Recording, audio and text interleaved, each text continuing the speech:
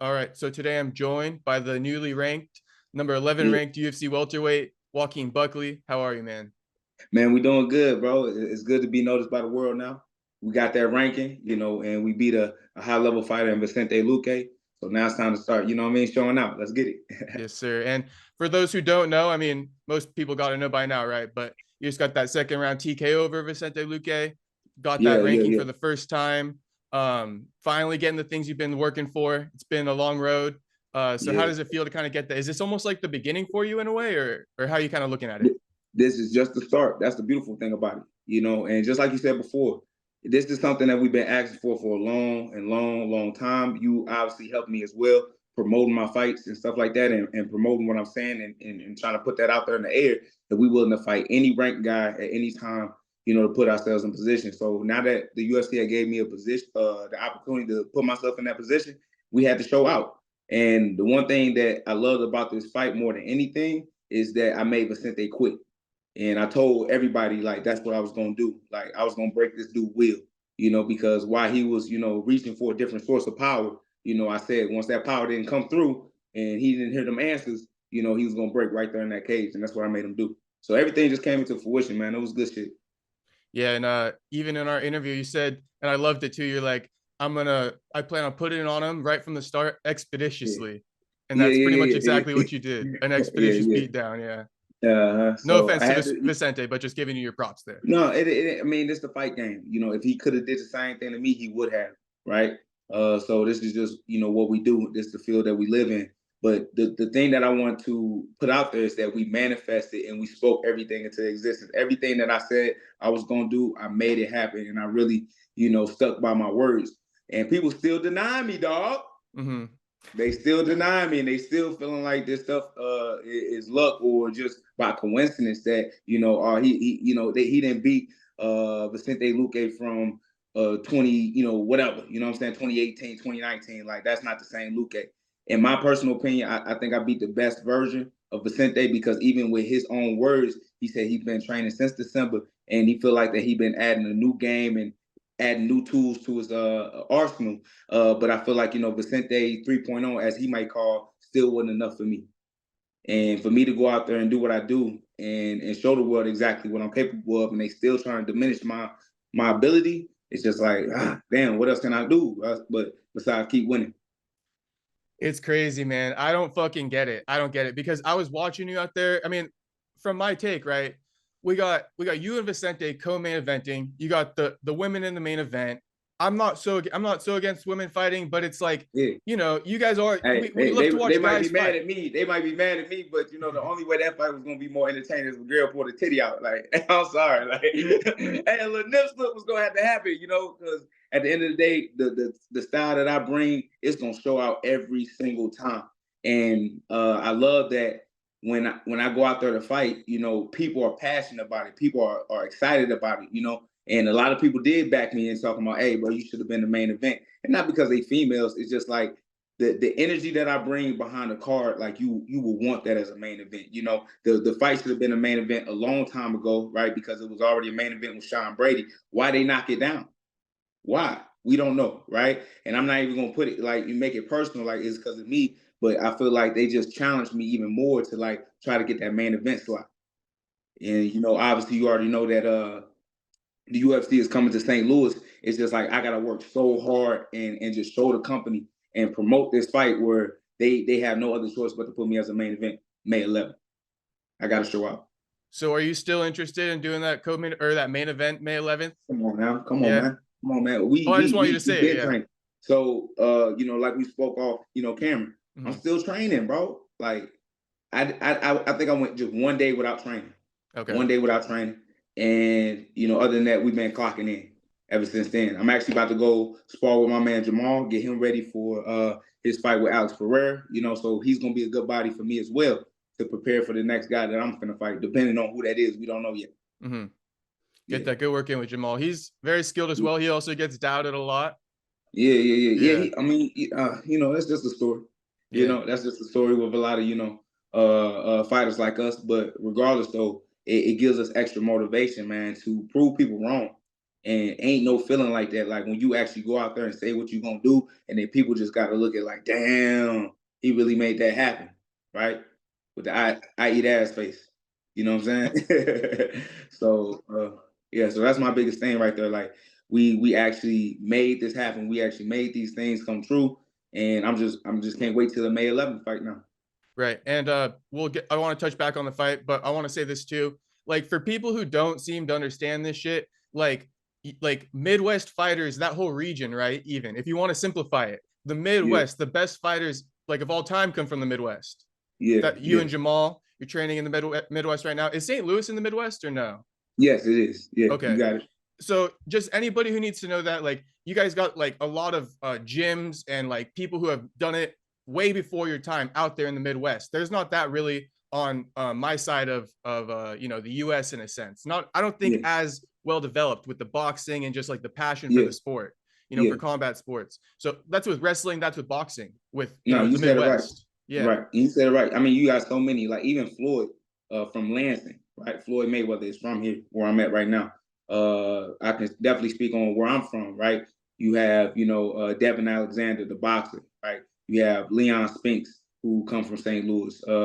You have Arthur Miller, I believe his name is. He was the one boxer that wore one glove. Oh yeah, yeah, yeah. So Art he Jimerson? came. Art Jemison, Yeah, yeah. thank you. Yeah, Art Jemison, he came from St. Louis as well, and Jermaine Andre, like countless others. Then we got a world champion in Tyron Woodley, like so. Like you said, bro, like Midwest, stayed with some hitters for the longest time. And like you said, for people to doubt, guys that come from this region, it's kind of crazy to me because it's already been shown. Like Michael Chandler and Ben Askren, like what I'm saying, like come from the Midwest as well, like, and all were world champions. They all went to the same college, speaking of, right? Tyron Woodley, Michael Chandler, and Ben Askren, all around the same year, all to become world champions and, their own respectable promotions, right? I feel like that we really get slept on over here, but at the end of the day, like Jamahal said, when they sleep on us, the doctor got to wake them up. So that's exactly what we got to do every single time. Yes, sir. And I want to talk about that Jamahal Hill fight because I'm actually pretty excited about that now. At first, when it got announced, I wasn't super excited, but we'll get into that later on. I wanted to still talk about Vicente a little bit, because a little bit of the discredit here. In my opinion, on that side as well, it's like, bro, nobody makes Vicente kind of quit like that in a way, or like when he pulls guard and stuff like that, that's because you're causing that. So I don't get like where that's coming from or like the confusion here, like being like Vicente folded. It's like, well, if it was easy in there against you at that point in time, why would he fold if it was easy in there? Right. So like people who are saying that's kind of, it just makes no sense. Well, that's the thing. What you just said, he did fold, right? He did quit. But he didn't quit because of what other people are saying, like, right? Saying that, the fight rigged, that bullshit, like that don't even make any sense, right? He quit because he couldn't withstand the power that I was giving to him, right? He had flashbacks of that Jeff Neal fight. You know what I'm saying? And he like, I don't want to go through that again. I don't want to feel that type of pain again. I don't want to wake up in the hospital telling me that my career is over. My grandfather's watching this, right? His first time his grandfather ever watched a fight, and I'm bringing that boy, right? He couldn't withstand it, bro. So he just quit, and it's understandable, bro. I get it, Were you what kind of combos were you landing that kind of made him quit? Because that's the thing that people seem to be confused about. They think that he wasn't really like hurt or damaged or anything like that. So from your perspective, what was like that turning point where he went in for that takedown and it was kind of game over? Right. So it was one punch that I hit him with. It was one. I hit him right here, dead on the temple, right outside his head, and he stumbled back real hard. That's the thing about Vicente. He'll try to keep on that poker face, for a long time, but his body language is always gonna give him up, right? So when I hit him and he backpedaled, I knew I had him hurt, right? So this time he was just on the defensive the whole time. But to be honest with you, I really didn't land any really clean combinations, right? Like real clean combinations. Everything was just whiffing him. And like I told you, he quit. He felt that power was coming closer and closer and closer. And he knew the inevitable it would be that once he slows down and once he gets tired, he's going to get knocked out.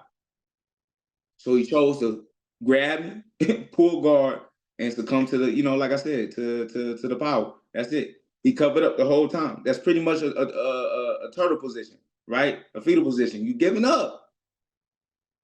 And that's a sign of a submission, right?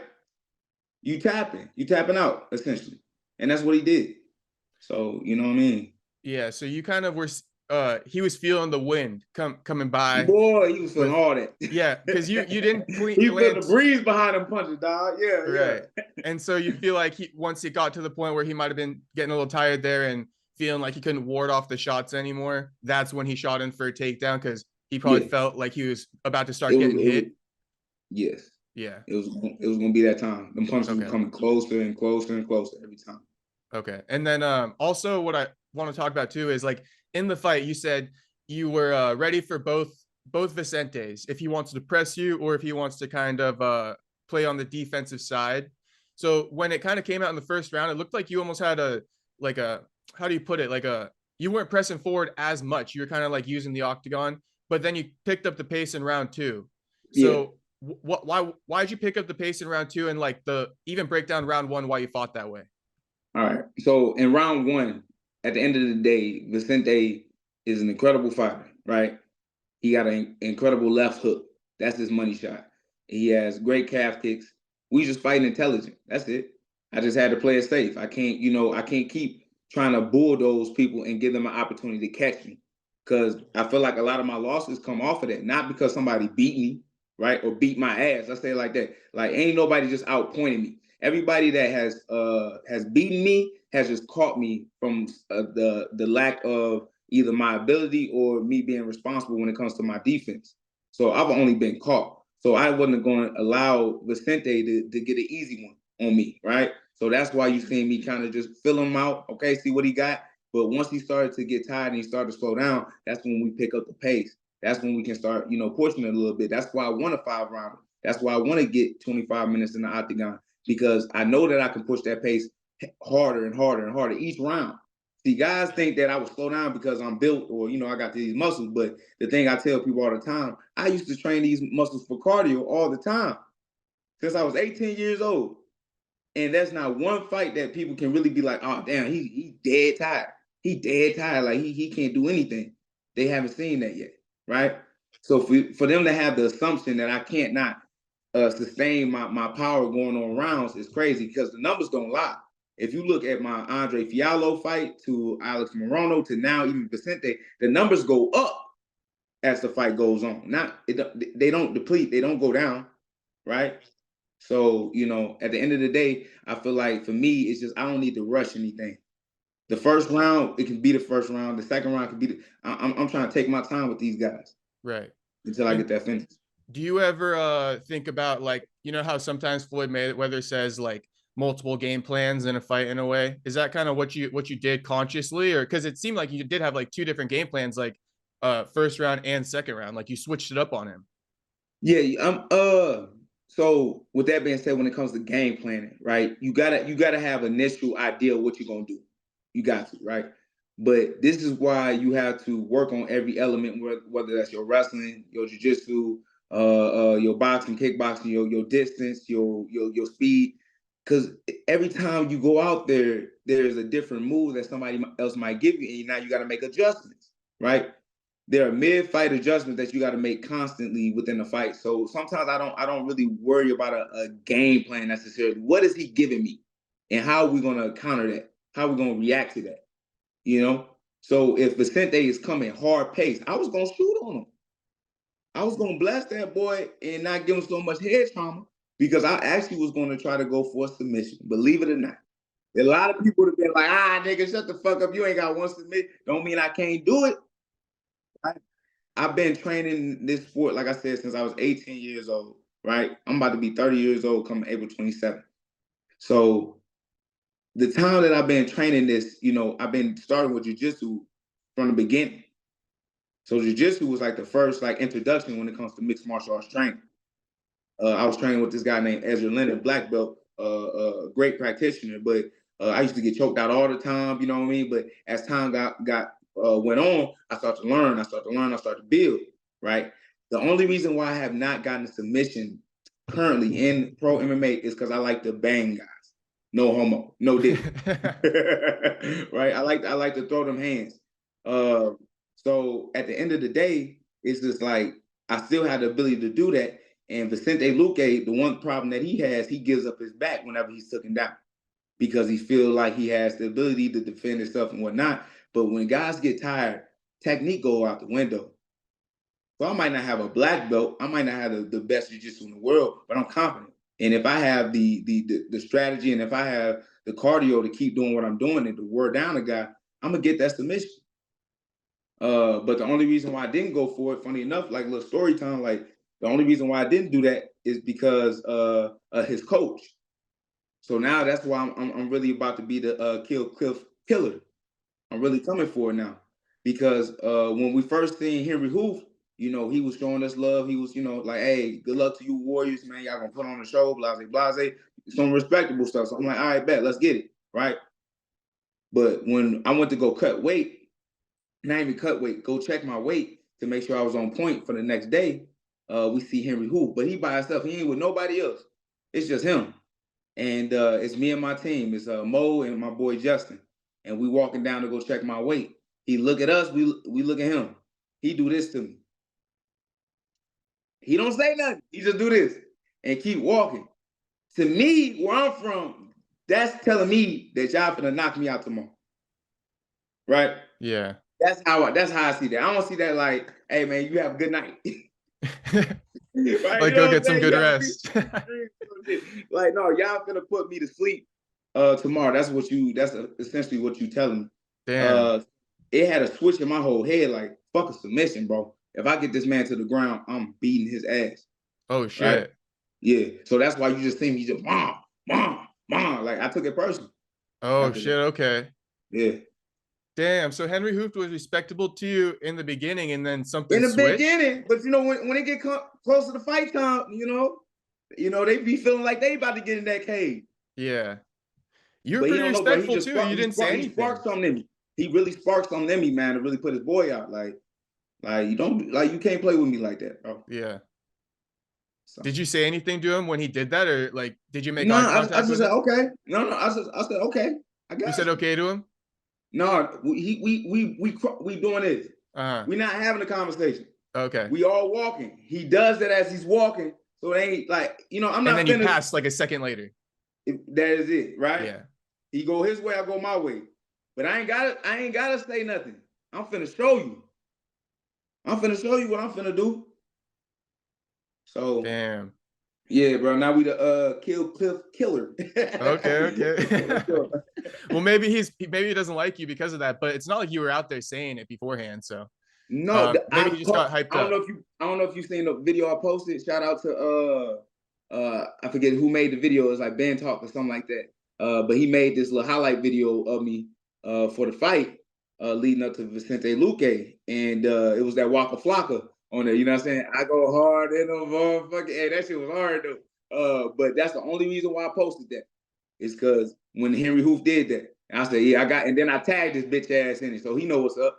Okay. Because I tagged him right after that. Yeah. All right. So it's on now with Killcliff. If it wasn't before, definitely now. It's double time now.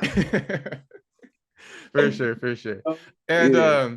so also before, actually, I want to talk about another thing too in the fight as well, which is your jab and shit, bro. Your boxing. I felt like you kind of leaped levels once again in there. You know, you've obviously been evolving throughout your career, and I've seen you jump a couple times in the past. But this one, you really, I feel like, jumped the new skill level. Did you feel like you did, or do you feel like you're the same guy? What do you think?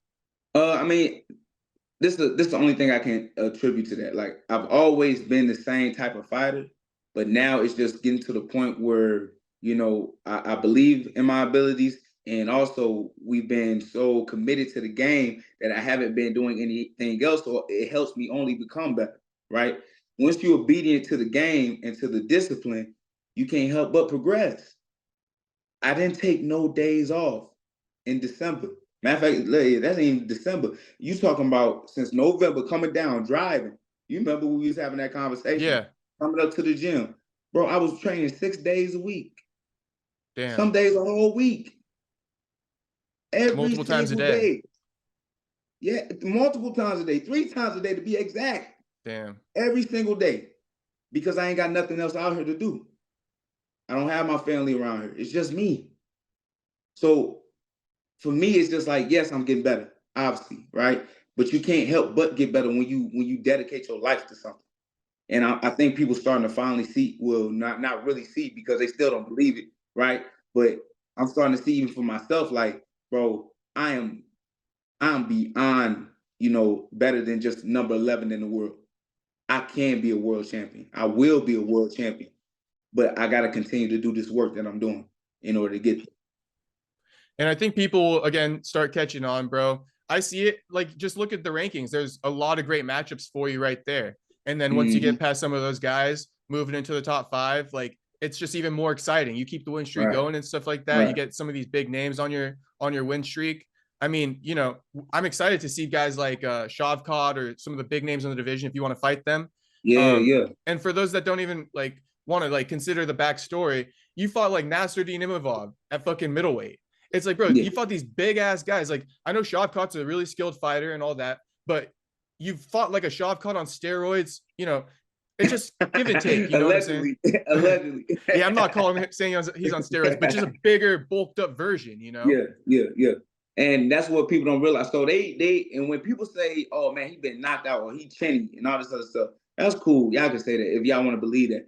But like you said before, I'm fighting bigger guys, right? You talking about guys that damn near can be heavyweight if they wanted to. There was a time I was gonna fight Alex Pereira. That's exactly why I'm about to go train with Jamahal, right? Just to get some tips. But we was training to fight Alex Pereira at one point in our career, but he couldn't make the weight at the time.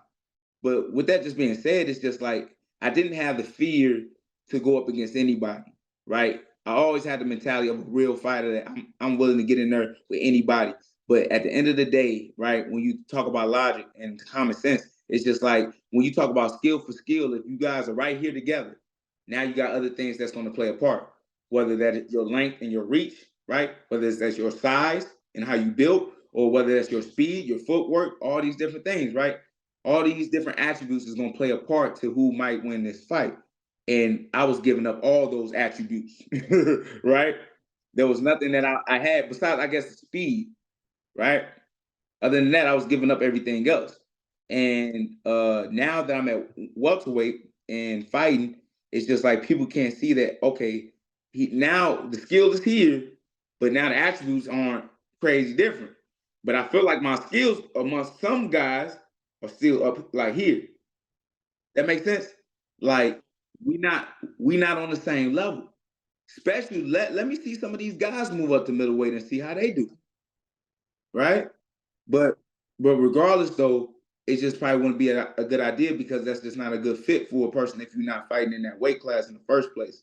So me being in 185 adjusted my mentality that, bro, I can compete with these guys at welterweight. And not only compete, but I can dominate. If I was able to do what I did at 185, I'm be able to destroy these dudes at 170 as we seeing. Each one of these guys that I'm fighting are just better than the next, right? It's not like I'm just, dog walking some regular, small. Like I'm fighting some good high level guys. And then, like I said, now being number 11 in the world, beating Vicente Luque. And then, like I said, not just beating them, but making them quit. I feel more pleasure in that. It's because anybody can be knocked out. I've been there, right? There's guys that I feel like I'm better than, but I've been knocked out because I put myself in a position to get knocked out. So I could be like, oh man, he just called me woo woo. But when somebody beat your ass or make you quit, right? Either beat your ass for all 15 minutes or make you quit, tap out there, that person better than you, bro. And you just gotta live on that. 100%, yeah. It's the game though, everybody kind of almost has to go through that, especially in the UFC. It's not like boxing. Everybody almost has their day, but not everybody quits. Sometimes people just go out cold, like a Justin Gaethje's out of his mind in there. He's never going to quit. Right. No, you're going to have to kill him. Yeah. You're going to have to kill him type For shit, sure. right? And that's, like I said, that's what I'm saying before. Like, if you catch me, you catch me. That's cool. But I have never had a bout where somebody just whooping my ass, bro, and I'm not getting no licks back.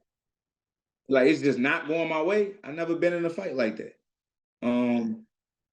But regardless of that, you know what I'm saying? It's just like 170 right now is my division. And I know that for sure that once I get this next fight, no matter who it is, I don't know whether they're going to give me somebody ranked or try to give me somebody that is a potential, candidate to, you know what I mean, be in the rankings. I don't know, but I just want to go out there and showcase that, bro. I'm the real deal. If y'all still deny me, bro, I'm gonna just keep showing out every single time. So, like I said, people actually making me better. Like me not getting that 50K, like me not getting that 50K over Vicente Luque is crazy, bro.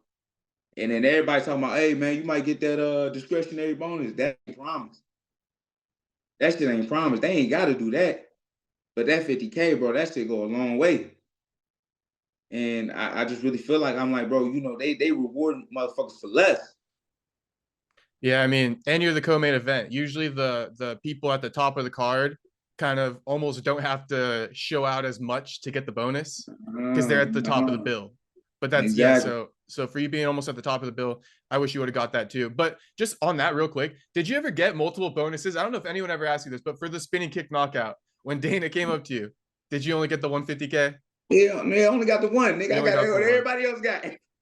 Yeah. It was viral. That clip went viral where he said he was going to give it, but I had to ask. I don't know if anyone's ever asked you that. It's 100. No, nobody ever asked, but I have spoken about it though. But yeah, Okay. no, he hasn't given it to me. But like I said, I'm glad he hasn't, because no telling how my mentality would have been. Like I'm like, damn, I'm finally out. You know what I'm saying? I'm in the bag now, right? I mean, you see how Kevin Holland is. Don't get it twisted. Kevin Holland is a great fighter, bro. Shit, he a great fighter, but that money didn't change him. We got to keep it a buck. That money didn't change him, boy. Because I thought he'd at least put up a better fight against MVP.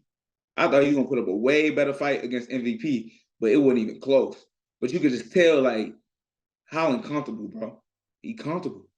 Like, they gave him a nice little situation. I can't count my man pockets, but obviously he must be good.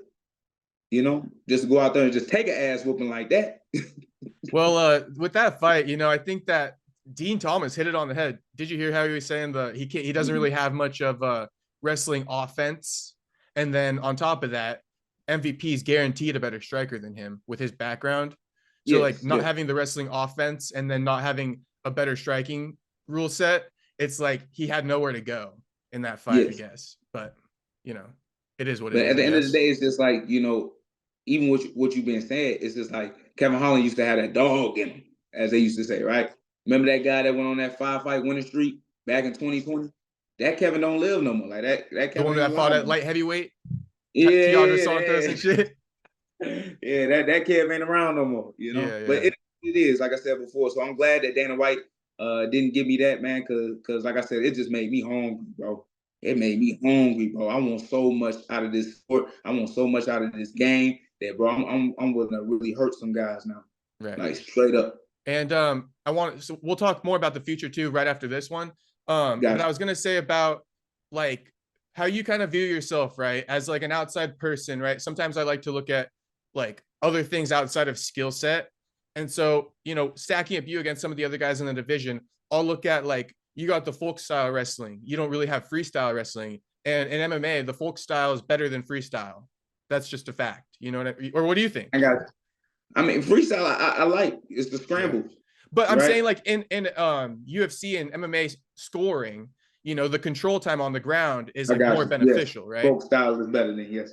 So I'm thinking like you stack that up against a lot of the Russian guys. And I don't know if you guys ever look at it like this, but I don't know, like, why wouldn't you think that you have the better wrestling when you have folk style and like a guy like Shavkat's been training like freestyle, his whole life. He doesn't really have that. Be honest with you, I know all them niggas trash at wrestling, right? And I'm not saying me, myself is a fucking D1 Olympian. No, not at all. But I trained with some Olympians, right? I didn't train with Jaden Cox, right? My coach is Nick Simmons, right? The last person to beat Henry Cejudo in wrestling.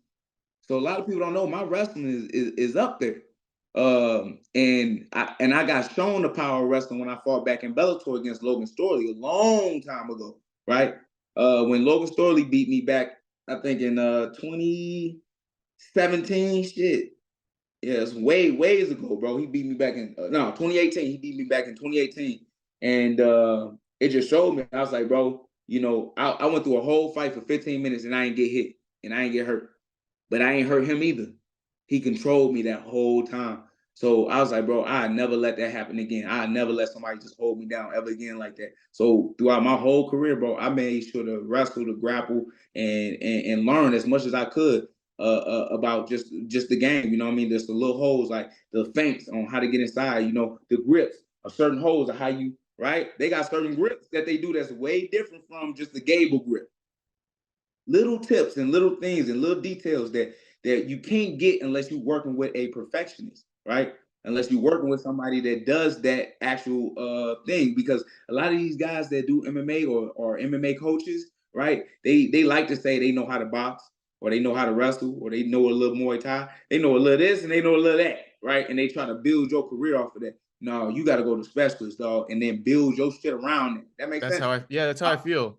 Yeah, I work with just only boxers when I'm doing my boxing, right?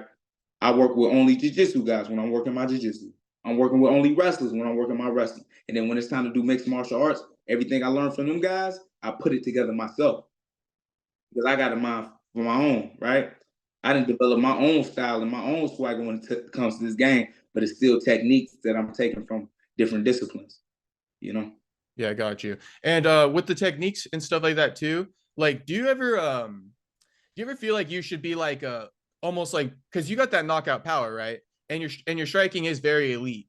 But do you almost feel like you should like keep bettering that in a way and like get that like elite jab and Everything shit that you like got to that and sharpen, like you got to sharpen everything. That's the crazy part about it, right? That's why I say it's about being consistent and being obedient to that discipline. Every day you got to have a certain schedule on what you're doing and how you're doing it.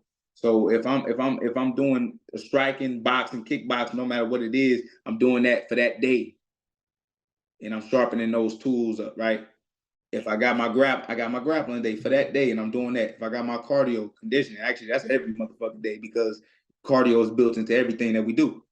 You understand? But regardless, though, you gotta sharpen that shit every day, damn near, bro. You yeah. know? No, I hear Mm-hmm. you. But also, like from an outside perspective, I'm kind of like how I see things sometimes is like when you go into a fight and the guy's an elite a master at something like MVP. You know what I'm Yes. saying? He has like an X factor above almost everybody. Even like, no offense to you, but even like if you were to fight him on paper, right? They would Yeah, give him the striking. Yes, sir. striking advantage. Yeah, yeah, You yeah, know, yeah, yeah, but like so if you have that knockout power plus like elite striking in a sense, people are gonna like really have to alter their game against you. yeah, yeah. And I feel So like you already have it, but do you feel like yeah. you want to like put it to that next level where like nobody can even say they can compete with you in a way? Yeah, but so that's not even so I get what you're saying though. Yeah. Like for MVP, it's beautiful. His striking is badass, bro. Like I'm a fan of his. Don't even get a twist. I'm a fan of him, what he does. But you can already tell what his major hole is. We already know what his major hole is, right? If he goes up against one wrestling type of individual, it might be a long night for MVP. For myself, I feel like there's not somewhere that you could take me that you can be like, all right, we got him. All we got to do is this. Because I've been working on everything for so long. I'm proficient in everything. I'm not saying I'm the best at everything, so don't get it twisted. But bro, I can hold my own against anybody. Even if me and MVP was to strike, just striking alone, I can hold my own, right? But I'm still giving him a chance and opportunity because he is better in that field. So that's why I love this game called what? Mixed martial arts. What's the key word in that? Mixed. You can mix it up. I don't have to do what you do best. That don't make any sense. George St. Pierre did his whole career off of that. He was never great at just one thing, right? But he was good at mixing everything up. If he fought a striker, guess what? You getting taken down, big fella. And if he was a great grappler and a great wrestler, guess what? You feeling that jab in your eye socket. So it's just like that's the type of game that you want. You want to be able to develop a game where you can adapt and change up however needs necessary, right? Just like Bruce Lee, be like water. I want to be able to flow in these conditions, man, these uncomfortable conditions that we in the cage, and be able to take the fight wherever needs to be necessary. Right, right. I Mm-hmm. got you. In a sense, you want to be have like X factors wherever they want to take it instead of like just evolving your striking into being super elite. You want to have it so like you're wrestling, they feel like they can't take you down. They feel like they can't get past the jab and stuff like that. Which, by the way, I want to Whatever. give you the compliment. The jab was nice in the fight. Thank you, thank you, Yeah. thank you, thank you. We was switching on it too. I don't know if you noticed that. Yeah. You know, With so we the I saw one thing you kept doing where you would like step in and then brace on his shoulder and then you come over. That landed in the yeah, first yeah, round, but you yeah, missed it yeah, in the second round. yeah. We gonna try to get some landed, but like I said, man, my man was like, "Fuck that." He didn't want to go viral. He didn't want to go viral. I was like, "I feel you, bro." But regardless of that, man, like I said, we just working, and the little things that I'm pretty much introducing into the game, because I feel like I'm kind of changing the game when it comes to certain things, right? Only time gonna tell, but I don't see nobody fighting like me. Nobody. When I look at my style and what I do, there's nobody close to that can replicate that. And I feel like, I give myself an applause for that, right? Because like I said, I'm not just trying to imitate what other people are doing. I'm trying to recreate everything. So when I recreate, that means other people gonna follow my footsteps, man. And be like, okay, we see what Buck doing now. Oh, okay, it makes sense. All right, bet. Yeah. But yeah, so And with you, I feel like what I like about you as a fighter, that's like one of my favorite things that out of like a lot of fighters, I think it's why we like Nate Diaz and some of these other guys, is you're like, you're like from the hood, like you come from a hard life. yeah, You're like a real fighter. A lot of people like look at it as a sport and stuff like that. And I really feel like the real fighter mentality is yeah, superior in MMA at least. And also yeah, I would say too, that's cool about you is that you are like that, like you mentioned, Bruce Lee, like you are like that old school, like martial artist guy too, in a way. I know you like follow some of those guys, like even like Jean-Claude Van Damme. I don't know if you mentioned him, but guys yeah. of that type of thing where they never really Billy like, Blanks, Michael John White, yeah, yeah, all Michael those J. guys. White and stuff like that. So I like that, how you're kind of like a guy from the hood in a way. Like, so you got that from you. Hey, look, I look, think, look, look, look. I might be a guy from the hood, but I ain't no hood nigga. oh, I okay, promise you okay. that. I was on the porch. I was on the Okay. porch watching. No, but like just from the rough upbringing, like I don't think Of Nate course, yeah, Diaz I is a got you. hood Trust me, guy I got either, you. Yeah. But like, Like, yeah, coming from that, yeah, being in well, that environment, like you said, there's like AR-15s and shit like that, like baby. I don't even know if I believe that, but I was like, dude, what the fuck? oh, don't get it twisted. When I say that, bro, I mean that, bro. And That's unfortunately, true. like, it's nothing to like, what's the word, like try to build up or nothing, like, because it's terrible, to be honest with you, all the things that we got going on in St. Louis got a lot of fucking racism in it still, bro. It's beyond crazy how still like segregated we are, and it might be more with of status of money wise, but unfortunately that money still goes to certain people, some white folks, right? And black people still living in conditions that is just fucking terrible. And we've been living like that, man, since my granny been a baby, right? So we had this project called Puranago that my grandparents grew up in, and that was pretty much a place for just all black. They pretty much took all the black folks and put them right here in this project, and it was government housing. That's what it was. But a lot of people didn't know that. Unfortunately, they was putting these black folks here, and they wasn't taking care of the houses that was in there, right? And they was letting certain people end up running gangs and stuff like that, taking over the neighborhood, and they didn't have any protection. They didn't have any place where if anything was to happen, to call 911 to get help, right? So like hospitals and shit like that, schools were breaking down and all this other stuff. So you pretty much just live in an environment that where it's just like it's rough, like you said, just difficult. But the thing is, that was in one condition. Then it got to spread a little bit. So as blacks started to move out of Puranago because they want a better life for themselves, right? The white folks like, man, fuck that. Black folks moving here, man, let's move out. So now like I said, and when they move out, the protection moves too, right? The policing, that's what I mean. So now you got, like I said, the same thing happening, but it's spreading, right? Like in a disease. But they don't ever try to fix these neighborhoods ever. But I do find it funny though, because I used to work for this Bosnian back in the day at Club Europe, and he told me about the Bosnian. Well, I didn't know nothing about it because it happened when I was born in 1994. Bosnian, like a race. Like a race, yeah. So Okay. from Bosnia, Yeah. So we got the largest Bosnian community in St. Louis outside of Bosnia, itself.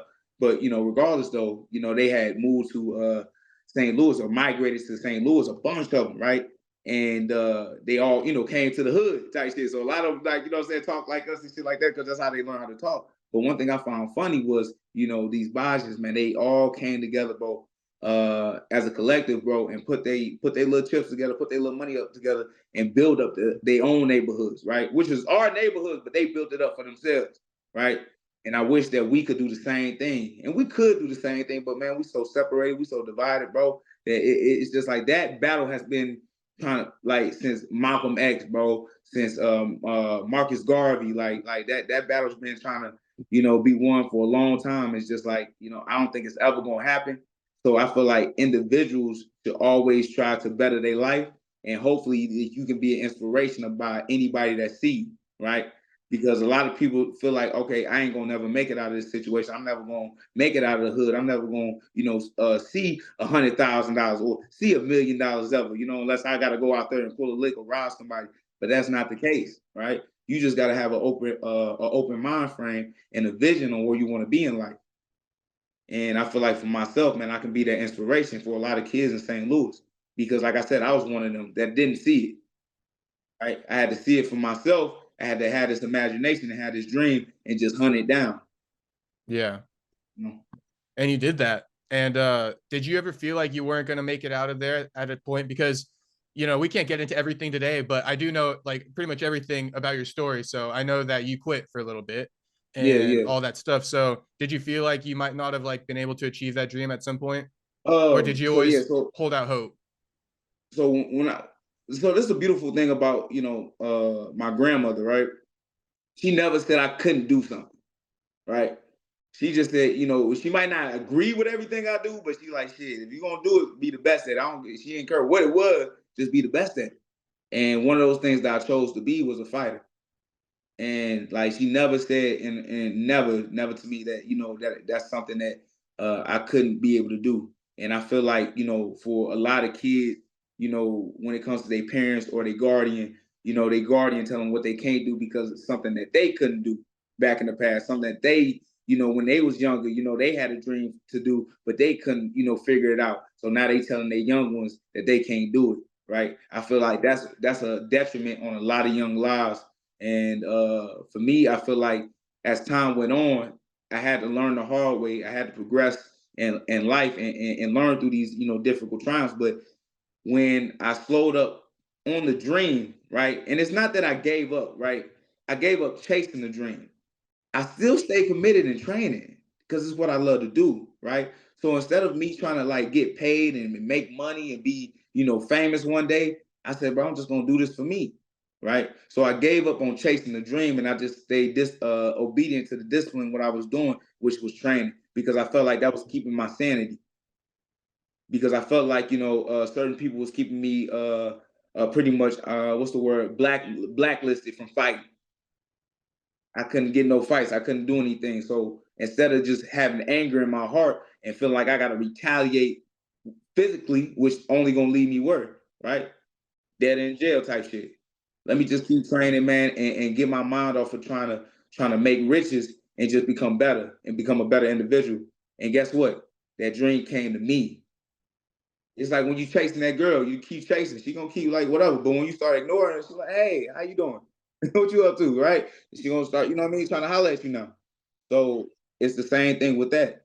And I feel like a lot of people they focus too much uh, on what they can get from the dream instead of actually just focusing on the journey and the destination on getting there type shit, right? Because that's all that matters. Because once all this is said and done and this shit is over with and they never calling me for interviews no more, I'm gonna remember these days and miss this shit, right? No, yeah, so, for sure. I would assume so for you guys. It only lasts for so long. So getting the interviews and like the attention, I guess you want to make the most of it while you can. But for those that don't know too, and we're not going to get into all of it. I don't think it's the right timing for it all. But that guy, Jesse Finney, was kind of like extorting you in a way and all that stuff. So, and then your grandma. we cool now. You know what I'm saying? Like, yeah. I won't go in on it.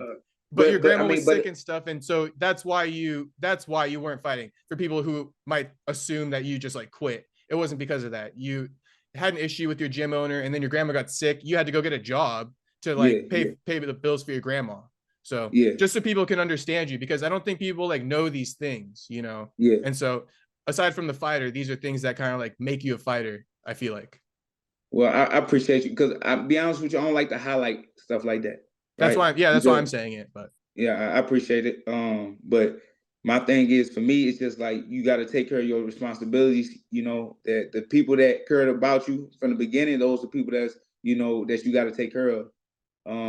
So you know, my grandmother, when it came to that situation, like, you know, I ain't cry about it, I ain't get upset about it. I just did what I had to do in order to, you know what I mean, provide for her.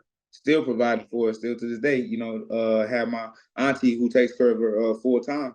But you know, I take care of everything. So like I said, when I say them 50Ks be meaning a lot to me, they do, bro. And I really like my biggest dream, since we speaking about it, is like I want to build a house for my grandmother, you know, because of her condition. I want to build up a house for her. And I think like the only way I can do that is by staying active, bro, and getting the fights that's needed in order to become a world champion. And I know I can make that happen. I know I can make that happen. yeah, and that'll be cool. You once told me though, when we first started speaking, you were like, I'm planning on moving out of St. Louis. Have you changed your Oh, heart? You want yeah, to stay there and fix it up now? eventually. Well, Okay. I'm probably be out of America. Go live You gonna catch somewhere me where on it's the cheap. island. Yeah. You gonna catch me on the island somewhere. Oh yeah. Yes, sir, Um, yeah. Also though, I wanted to ask, because I've heard somewhere where your grandma texts you and says things before your fights. Did she say anything about this one at all? My grandmother Bonnie, so that's my other grandmother from Texas. Yeah. But yeah, she texted me Bible verses and stuff like that. So she did. Well, she didn't text me beforehand, but she texted me afterwards, just saying congrats about my fight. Yep, over Vicente Luque. Yeah. Yep.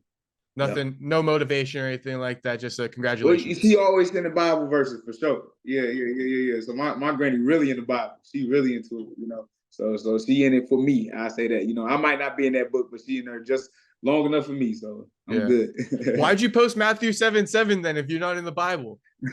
Because I thought it'd be great because he did that. I see. I see. Is that the same one? That wasn't the same one, right? No, it was a different verse. It was a Okay. different verse, you know. But just because he did that, I was like, man, I might as well, you know what I mean? So, you know, ask and you know, and you shall receive. But I believe in those type of things, right? Like I said, I might not be big on the scripture, but I just believe in like manifesting things. Like that's not just in the Bible, that's in everything. That's in life. That's in the universe. If you tell yourself over and over again, like where you gonna be or who you gonna be, like the universe is gonna talk to you right back.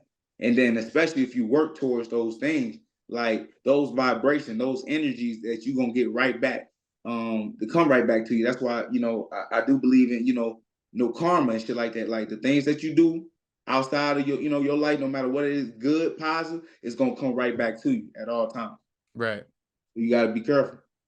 Yeah. And I think you manifested quite a bit with this last one. So hopefully you can keep it going there. Just gotta stay grinding because that's part of it, Yeah. right? Stay grinding, keep Yes, sir. talking about it. Yeah. Yeah. All right. So also want to talk about some things like the pool party and shit like that. Uh Yeah. so when Like I Ariel, posted that, bro, I gotta tell you, when I posted that, right? I see people like fucking hating and shit. Of course, you know, that always happens. But I was like, fuck, should I delete this shit? Like, I don't know. Like, I don't want Buck to think I'm like making fun of him or something like that. But because like it had a hell bad no. reception, you feel me? Yeah, But I I don't was care. like, fuck it, dude. This guy, like, he probably like took this upon himself. So maybe he wants Yeah, people to see it. But how yeah. did that all come about? You just like, did you schedule it or you went like, because you had the girl twerking, all that stuff? Yeah, they was out there throwing that thing, but none of that was planned. I ain't gonna lie to you, none of that shit was planned. Uh, I'm very spontaneous when I do the things. Like when I just see shit, I'm like, bro, let's just do that. Because we was about to go work out anyway in a fucking hot ass room with a mat in it, right? And just by ourselves. I'm like, bro, I'm gonna show this work that I'm doing. All the work that I've been putting in, like, and I see a crowd full of people. I just seen the opportunity. I'm like, bro, I'm gonna just work out in front of these folks. It's essentially the same thing. But what I also liked about it, right? Let's just take away the, you know, me partying by the poolside. It was the noise, it was the music, right? So we can actually simulate a real fight. That makes sense with all the noise going on, the music popping and blurring and people making noise. And I was like, okay, this really give me like real fight vibes because that's exactly what we're gonna go through. I'm not gonna be in a quiet room, you know, hitting somebody, right? And I'm able to hear coach. Coach gonna have to be yelling shit out, and I'm gonna have to listen to that and try to figure out where his voice is. People don't realize how difficult that is, right? Like you really got to pick out your coach's voice amongst thousands of people, in the arena as he's shouting out. So I thought that was actually one of the cool things about that going in there. But other than that, bro, it was just, spontaneous, man. Just going out there having fun, bro, and entertaining the folks. That was it. No, Yeah. that was sick. I think the UFC, that's what they want. And I think that's why the UFC fucks with you. It doesn't really matter if the media and shit like that, or maybe you got other ideas, but they gave you that co-main event and shit in Atlantic City in front of fans. So I feel like they got some love for you a little bit. Yeah, I think, be honest with you, there ain't nothing but love with the UFC. And it is not that, and it's not that when I say the UFC, I usually mean Dana, right? Because the UFC staff and everybody that works with them is nothing but love. Nothing but love. Every time, and they take care of me, whatever I need, boom, it's like that, right? But me, I'm a fighter, and I take things personal, right? And when I feel like, I'm not getting the shine or I'm not getting the love that I feel like you giving other people, right? It's not that you giving it to them, but why not me? I take it personal, right? So I feel like Dana has a lot of say when it comes to my career and what things happen. And I feel like it might not even be true. Dana might not even know about anything and might not even give a fuck. But just for me, this is how I feel. We don't get to have a conversation. I don't get to speak to my man. I tried countless of times to holler at Dana, right? Like, hey man, can we have a convo? Can we talk one-on-one? Never got that one-on-one, right? So I feel like, that co-main was because of Dana. Because why would it change? What would be the reason for it to change? Because also, Vicente Luque, he's from there as well. So you can't say because the girl from there, right? So the only reason why I could believe it was that is because like Dana, like, hey, let that motherfucker prove himself. Like I said, but thank you. It makes me hustle. It makes me work harder. It makes me do things out of the box, right? To show the promotion, like, bro, I'm a real hustler out here, man. I'm gonna do whatever it takes to put my name out there and get myself out there as much as possible, right? And speaking of like, personal, right? Because we're gonna talk about it, like the Ariel situation, right? That we got to do our media stuff with the UFC regardless. That's like obligated. But Ariel, he's not like a person that we have to go through obligation, right? With for media. And I feel like with Ariel Helwani, he don't talk to me until he feel like talking to me. And when I got my win streaks going and I'm doing my thing, I don't hear nothing from Ariel. It's not until I do something, some wild ass shit where my man pop up, right? And people can be like, well, that's just the business. No, fuck that. Because there's a lot of dudes that be getting on the show that ain't done shit. But they getting the clout, they getting the love. So why Ariel trying to fuck with me all of a sudden, right? And my biggest thing is when people see me on that show, and I should never did it in the first place, because people right, because I was upset. And you can see it. I was upset. I was mad. And my biggest thing was when I got on that show, I was just like thinking in the back of my head when he talked to me a second time against when I went up against Razak and I had Dust in my corner. He asked me this little simple thing and it always stuck with me. He said, well, you're not upset, are you? And I'm like, huh? He said, well, you're not upset, are you? Because, the last time I talked to you was when you had the kick and it's been a while. So, you're not mad, are you? And it's like he's trying to like get something out of me. That was the last time I spoke to him. Leading from Razak, that fight to Vicente Luque. Nigga, I didn't have wins and everything. Right? My career has been booming since then. So why talk to me now? So when people say like, oh, bro, like you crying and all this other shit, yeah, motherfucker, I'm crying and shit. Nigga, you see me in the cage crying and shit. Nigga, I'm an emotional creature, bitch. Right? But it still don't change the fact what Ariel does, he plays on that, right? He wants you to act like that. Cause I didn't even watch the show, but I seen a little highlight on my little Instagram. He got them girls on there wrestling and going back and forth. He want drama. He want that spiel, right? So I thought I would just give him what he want. Yeah.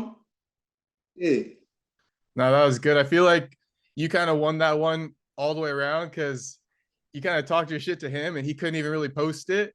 So like you gave him that, but like, you ended up going viral off of that and he ended up getting the short end of the stick. Hey, on my mama, right? Because we keep it a buck over here. We ain't just gonna talk crazy. MMA Guru. He came out with a clip, right? And so I watched it, by the way. Right. Oh, you did? You did I watch did. I it? saw it. Fucking hilarious. It was gold, right? But it's one thing that he was right about that, because leading up to that, because people like, okay, if you were so upset, why did you do it? Why did you do it, right? Because it was a last minute thing, right? I didn't even think about it. It was just a last minute thing. When I had woke up the next day, right, coming back home and shit like that, my management, Brian, had hit me up. He's like, hey man, check your phone. Like you got an interview today. And I'm like, oh damn, right? And I'm just waking up. And he's like, yeah, you got Ariel Helwani, like check your phone. Like he's been trying to message you and all this other shit. And like you talking about literally 3 minutes into the interview. So bro, I'm just waking up, getting up. You said less than an hour? No. I'm talking about, because when I just woke up, I'm checking my text. My management like, hey, you got an interview in like a couple minutes. Oh, a Like, couple where the fuck you minutes. been? Yeah. So I'm Damn. just like now getting up. But regardless of all that, though, I'm just like, in my head, I'm like, bro, I don't want to do this, but fuck it. That's what I said. I said, fuck it. But with that being said, I can't allow, because even for myself, people going to play on that every single time, right? Because they going to look at me like, oh, okay, this guy is this. He doesn't have any type of, well, what's the word I'm looking for? Knowledge when it comes to what he's upset about. I know exactly but I ain't had shit planned to say. I see. Like we playing this interview, right? Right. We playing this interview, so I have an idea of what I'm about to speak about. But with that, it's just like literally waking up like, all right, boom, now I'm on the phone with this dude, but now I'm just coming up with what I want to say to him personally. Like, hey, bro, I'm not really feeling like how you be treating us and shit like that. So when MMA Guru was like, hey, nigga, hey, I got your back. I got examples for you. Because look, I know the type of shit that he be trying to do and the type of slick shit that he try to be on, but I didn't have anything right there on the point, like on the spot to try to give examples about, right? And that's the thing about Ariel Helwani. He keep facts on him, bro, right? When it comes to date and numbers and shit like that, he gonna try to hit you with some back and forth, back and forth, back and forth. So if you're not prepared initially, then you are gonna lose that battle. But I'm not trying to battle with you. I'm not trying to have a debate with you. I'm just trying to tell you ain't shit. That's it. I don't know, have some fucking respect. I feel like, if just to keep it like 100, like have a little bit of respect, man. Like you're not here to argue with the fighters. Like these guys are fighters. Like show them, in my opinion, like show them the respect. Like I'm not here to fucking argue with you and play like a card of like, oh, like we can argue and like, but you can't kick my ass though. It's like, it's ridiculous. That's what he wants. Yeah. And also on top of that, right? So he tried to pretend that he didn't message me, or not message me, but he didn't comment back or reply back. Now I know I started, right? So Ariel Helwani was feeling some type of way. And like he was like, if you come at the king, you better come correct. Like he was talking his good shit. But me just trying to get his attention, right? I said, hey, you better stop. We're gonna change your name to Ariel Helwani, right? Just fucking with him, you know what I'm saying? He said, and if I'm right, if I'm correct, whatever, if I can remember back right, he was like, bro, hey, this ain't the time. Like pretty much like this ain't the time to be fucking with me type shit, right? Because he owned one. But never, you know what I'm saying, never said nothing back. But when I brought that up, even though I probably said the wrong thing, he act like he didn't know, because it was him, had the little blue check mark and everything. But I'm not finna go back and forth with you and make myself look even crazy, right? Because I ain't think, no, for real, because I didn't think it was gonna blow up like that. I thought it was gonna be a little weak ass interview and boom, and go ahead and do his own thing. But then everybody just started posting about the shit. I guess that's what happened when you become number 11 in the world. All the bullshit you start doing start going viral. Yeah. Or when you put Ariel in his place, I think a lot of people are just like, they don't like Ariel low key, but they don't really have the words to say it. So anytime a fighter kind of like calls him out for certain things. So let's just talk about it though. Yeah. You felt like he wasn't showing you love. I have something to say about that. I thought like it's kind of sad that this happened, in my opinion. Like it's a little sad that this happened, because when you had your spinning kick, he had you on ESPN, that interview. I went back and watched it, and I thought it was a beautiful interview. I thought that he brought your girl on there. You're holding your baby. He kind of like talked about you a little bit and like broke your story. Like I don't know how you don't like fall for a guy like and want to like continue to like push your story after that. He did it with Joe Pyfer. Okay. Yes. We'll put that out there. Joe Pyfer is a good guy, but I'm just going to put that out there. And, so that was that. He didn't really have you on after that. And then, like you said, I think the next time was after like Dust, and so it's just kind of, it's kind of sad. Like, What? And then why you think it was the third time?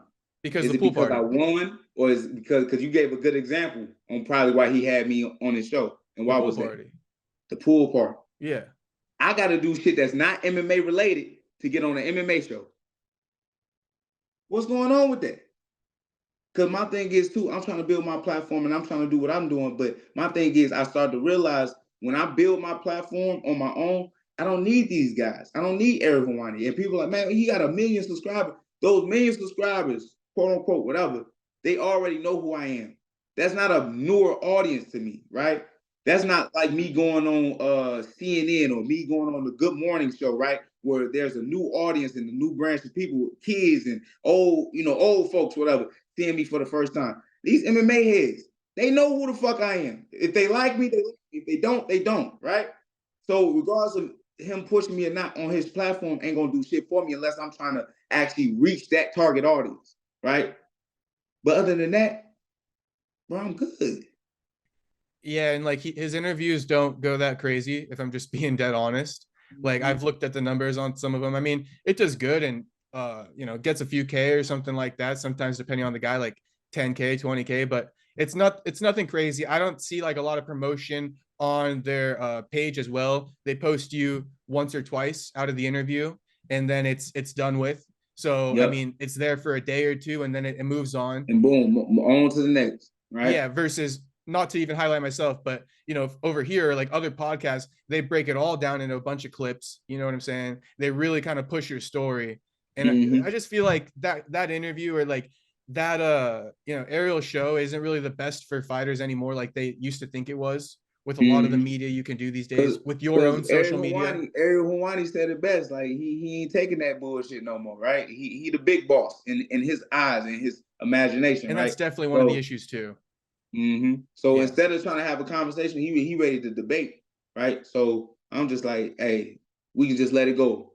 Because like even MMA Guru said, instead of admitting to what he does wrong, he's trying to like, oh no. Give me an example. Give me an example. I'm not gonna go because you know them examples, nigga. You know better than I do, right? But you want to have a back and forth, and you really trying to go viral now, right? To try to get me upset and out of character, Right. So but like I said, I know for next time. I know for next time. Yeah.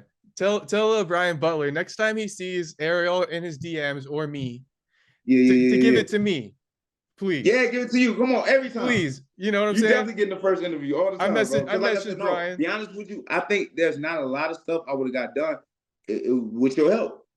You Without think so? your help, like I know so. Oh yeah, bro. I had like they watch what we do.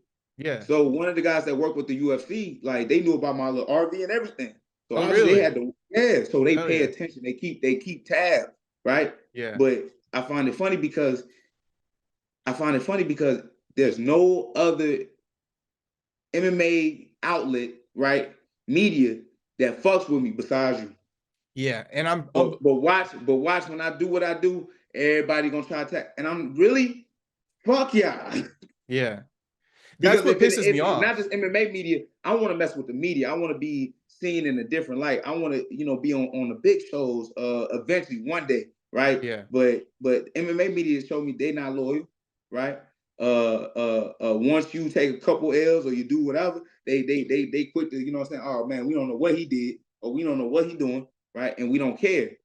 So my biggest thing is don't come now that I'm shining and I'm winning. Because this is going to continue to happen with y'all or without y'all, right? So I'd rather build with a platform where, like I said, when you only got one place where you can get the source, you're going to have a lot of people migrate to that one thing. Right. That makes sense? Yeah, I've been noticing that too. Something I didn't notice before is like when a fighter does like 1 or 2 interviews, it gets a lot more attention than if you do like 6 or 7. The fans don't really see all it over the place. And I think the algorithm can't even like comprehend it when like they type you in on YouTube. Like they can't even differentiate between 7 different like interviews. You know what I'm saying? But if there's like 2, it'll pop up like both of them. So yeah, I think it's better that way. And I want to say this because bro, we got a lot to say. All right, like with what I'm posting, it's obvious that like what the fuck's going on. Like, and I don't even mean to like be so negative in a way, but I just got to say it. Like I made 3 posts, right? I made the post about you calling out Kevin Holland. I made the post about you going to St. Louis, and then I made another post about how you got the knockout, right? Making him quit. Those are 3 obvious viral moments that any media outlet needs to be posting. Like that's the job, right? You want the viral moment. And just to keep it 100 again, the women she didn't even show up to the press conference because she was in a war. So you were the only one there on the UFC's press conference. Like the Oh, one, really? I ain't know that. yeah, the No, one I the ain't know. UFC posted on the channel, it was only Uh-huh. yours. Oh, wow. And so what I'm getting to, long story, is like MMA Junkie only posted you talking shit to Kevin Holland. Nobody really, MMA Fighting didn't post anything about you other than your Mm-hmm. win. I'll Mm-hmm. give it up to Full Send. They posted the best one, you going to St. Louis. And then it was Mm-hmm. me, but I posted 3. So it's kind of, I just don't understand when you're the only content and you kind of stole the show, how they still don't even like want to listen to your interview or post you. It's kind of like disheartening, to be honest. It's controlled. I'm gonna say that, right? It's controlled because even then, like they keep my interviews short too. I don't like to do the. I mean, I'm doing it with you because I'm comfortable with you. I like you, bro, and I like how you do your interviews. But them other dudes, the questions they don't ask you don't even feel real. So it's like I can't even give your ass a real answer, right? Uh, but they don't give me the long extent, interviews. Like for me, like you said, with this being a co-main event, this being a ranked fight, this being over somebody who is respected amongst all mixed martial artists across the globe, they don't fuck with me, bro. So, and that's the thing. Do I become upset about it? Right? Do I keep crying about the shit? I cry about it one time. That's it. I give it one tear. But then it's time to move on, bro, and start knocking these boys out continuously. That's it. Maybe the only thing I really can take on that, if they're really trying to like shadow ban you, if you will, is that you're just not industry. You're like Nate Yeah, Diaz too isn't raw. industry. Yeah. Too a little too raw. We working on it though. We Yeah. working on it. I No, promise. but if you become industry, you're just like everyone else. And you That know what I'm is saying? true too, right? Yeah. So I think Mm-hmm. like, and you make my job easy in a way because like it's easy to post shit from you. You know, you're different. You do like funny things. You're a funny guy. You're also a skilled fighter. So there's a lot to like. You make it pretty easy, I will say. You know, just listen Mm-hmm. to a Joaquin Buckley interview, and you probably get like 2 or 3 sound bites out of it. It doesn't even like I don't even need to know who it is or what. It's just kind of Right. it's just kind of stupid how they don't post you. But we'll just get off of that because I don't want to keep going. Unless you have something to say or you want me to move on. No. You good. You Okay. good. But yet again, like I said, it's just with the things that we talk about. They watching, bro. Don't get it twisted. What we doing right now?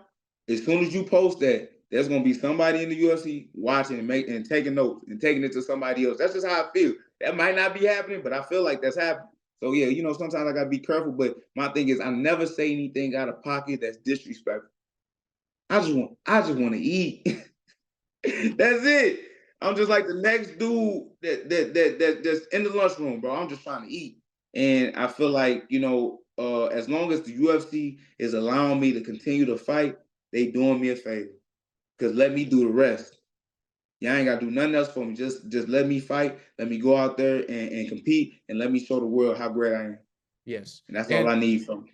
I was like trying to keep tabs. So, you know, I thought that the UFC was showing you some love. They posted you. They literally cover you like everyone else. That's like the difference here is I feel like some of these media outlets aren't covering you the same way Mm-hmm. they would cover other people. You throw Joe Piper in that co-main event. Boy, that boy be blowing up right now. You kidding me? That boy So be starring in that Roll House with Conor McGregor. You hear yeah, me? so that's all I got to say about that really.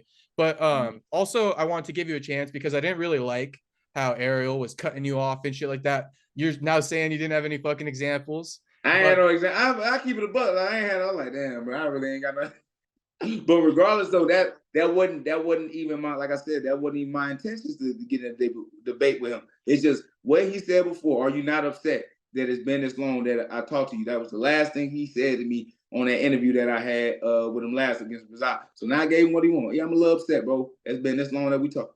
right. And Oh, were once you you hit up, you can call your man. Now you trying to pin me against my manager. that was fucking Motherfucker. bro, the low key stuff in that like yeah, doing that pin you against Brian, it's like, bro, Brian's catching strays for what? Like it's not his job to hit you up, Ariel. But Yeah. like I have an example and tell me what you think. Did you ever watch that Jamahal Hill interview with him or no?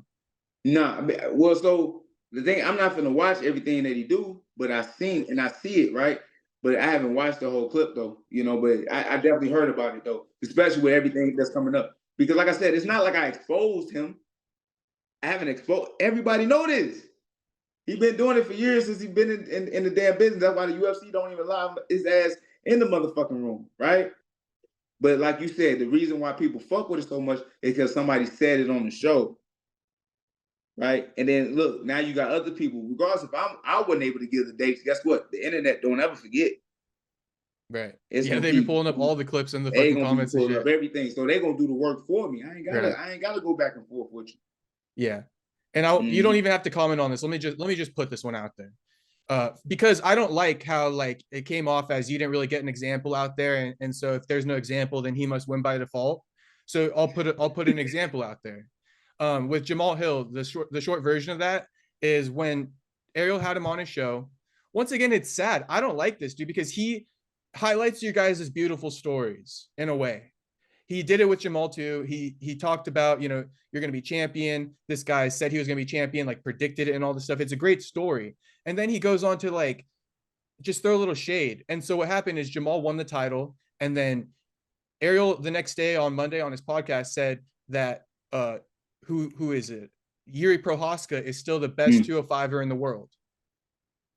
Even though yeah, right. Even though Jamahal had just won, he said Yuri Prohaska is still the best in the world. And then he also said that like Pereira has a chance at beating Jamahal. Essentially, that's how Jamahal took it. He was saying that Pereira could be a double champ. And is this Ariel speaking to Jamahal at the time? This was Ariel. Okay, so Jamahal didn't come on Monday because he was traveling. So he was traveling back from Brazil, right? Ariel had a show on Monday and was talking about the recap. Jamahal listened to the recap, took offense to it, came on the Monday show and was like, hey, like calling him out left and right. Like, you said this, you said that Yuri's still the best uncrowned 205-pound champ.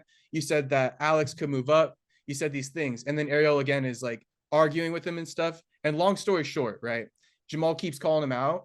So then Ariel says this. He goes, all right, you want to keep it 100 with me then? I didn't say anything to you about, like, he goes, let's keep it 100 then.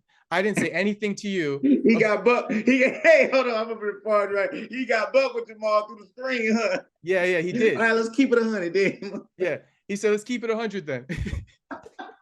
And look, and be honest with you, I have no problem with somebody. Can I finish it real quick? Is that okay? Go ahead. I was just gonna say that he said, let's keep it 100, and went on to highlight Jamahal Hill basically saying when Dana White slapped his wife, he went on to say like, oh, Jamahal, you said that she should have not hit him, and then he would have not hit her, basically. Like, two wrongs don't make right. Like, let's both keep our hands to ourselves. And he starts highlighting this out of nowhere because Jamal's calling him out for disrespecting his win. So and so he's like, you want to keep it 100? Like, you want to like call me out on my shit? Then let me call you out on your shit. But that's not your job to call him out on his shit about that. He can think whatever he wants. And then basically he said like, well, maybe that's where you and I differ then. Insinuating that he doesn't think that like a woman should be hit by a man. Of course, Jamahal doesn't think a woman should be hit by a man. He has a daughter. Yes, exactly. Right. And just going on that, right? So for him to switch it to that topic out of nowhere is crazy. We talking about me, like you said, in my fight, in my reign, how we getting towards another man in his business and what he's doing, right? And even if I was to say something of that nature, you know what I mean? That's just something that I said outside or whatever. Don't bring that up trying to insinuate that I like to see women get beat. Because that's what he's trying to say. Because that's how they try to do Jamahal too. Don't get it twisted. TMZ, when they posted that domestic violence bullshit, you know, abuse, they try to make it turn like, you know, Jamahal was beating on this girl when it was really just him and his brother had a situation. So with Ariel Helwani doing that, he know what he was trying to do. He know what he was trying to do. Yeah. And because you said weaponized fighters against the UFC. And so what he wanted him to do is basically admit too that Dana White shouldn't have hit his wife. And that's what you were saying. Yeah. He was trying to say that, you know, Dana White want to be in the power slap with his girl. Yeah. And like you said, he works for fucking Dana in a sense. Like Dana's the employer. Like he doesn't want to come out and say that. you know? So that's kind of what that was. But that's an example for Ariel. If he wants to know the weaponizing fighters, that's an example. But see, and I don't mind you like doing that, but you don't need to do that because Yeah. he know what he doing. You think he already knows? I don't think I know. That motherfucker know what he doing. And guess what? And like I said, if you are going to go at Ariel, right? And like I said, for me, I should have never went on there in the first place. But regardless, I did. So as a man, I gotta just stick up with it and live on the fact that I did do that. But regardless, though, when you do come to somebody and you do confront them, make sure you do hit their ass with something. And I wish I would have. I wish I would have been more prepared for that interview to really get on his ass. You know what I mean? Like you said, he was saying some old slick shit, but I ain't want to be on that motherfucker no way, right? I'm like, let's just get this shit over with. Let me say what I need to say and go about my business, right? But if I would have caught on at the time, you know what I'm saying? I get hit upside my head. Shit, you know what I'm saying? Girls be working a little, slow. But then I be picking up on shit like, did that motherfucker say? Because what he say, that motherfucker said, he said, man, I guess I be getting hit upside my head too much. Maybe I forget. Yeah. I'm like, okay, you try to be funny, motherfucker. You went right past it. You didn't notice it. I didn't notice it either, but shout out to MMA Guru on that one. Yeah. No, he funny. I ain't gonna lie. Big shout out to him. Because he one of my biggest haters, right? I don't care nobody say, you can be one of my biggest haters, but if you funny with your shit, we good, bro. Hey, you know what? I was gonna even call him out. I was even gonna say me and MMA Guru should fight. Hey, we can still make that happen. Hold on, Jay. We can still make that happen. Hey, let me put it like this. He might be a little bigger than me, a little bit, but hey, I'm a big boy. Yeah. So I think it would be a good as long as you train it. As long as you train it. Well, I was gonna say, maybe I could come train with you. Maybe you could help me out. Oh, bro, we definitely gonna have to link up, bro. Yeah. For sure. Hell yeah. That's funny as hell. No, I was gonna say because the disrespect, bro. I had enough of it. And with MMA Guru, I'm just like, fuck that. But what for me though, right? It's not even just the hatred. Like, it's whatever, because he's playing the character. Even if he's playing himself or whatever, I never met him before. He funny, bro. And at the end of the day, it's not like the type of hate where I feel like, it's just blatant, and I feel like it's just to the point where like I can't handle, right? Like, disrespect is gonna come everywhere I go. It don't matter what it is. Like I said, the biggest thing is within a promotion and people that really control my career, right? Those are the people that I really focus on more than I focus on somebody posting something or comment on social media. That makes sense? So he gives me more light, because I was like, bro, I can't wait till I become champion just to watch his video. Because I really want to see what he got to say, No, he's good at talking too. Huh? He's good at talking as well. I haven't really watched his videos. That one last night that I watched was the first one. And I was like, oh, he's pretty entertaining. I only see clips on Twitter. No. That nigga is fucking hilarious. I give him that. But you can't be disrespecting the fighters. I feel like if you're going to disrespect the fighters, then you have to have had a fight. You got to show. I think Sean Strickland reached out to him too. Oh, he did? Yeah. He well, all I'm saying is, he know about MMA Guru. Yeah, and if MMA Guru wants to fucking... come and see us in Vegas. And he's like, nah, hell nah. Because he was training with Dreykus. He's like, fuck that. You said Dreykus? I said MMA Guru was training with Dreykus. Strickland might have been like, fuck that. He training with the enemy. Yeah. Oh, did they really train? There's a picture of them at the gym together. And then that's when they're like, oh, MMA Guru is not that fat.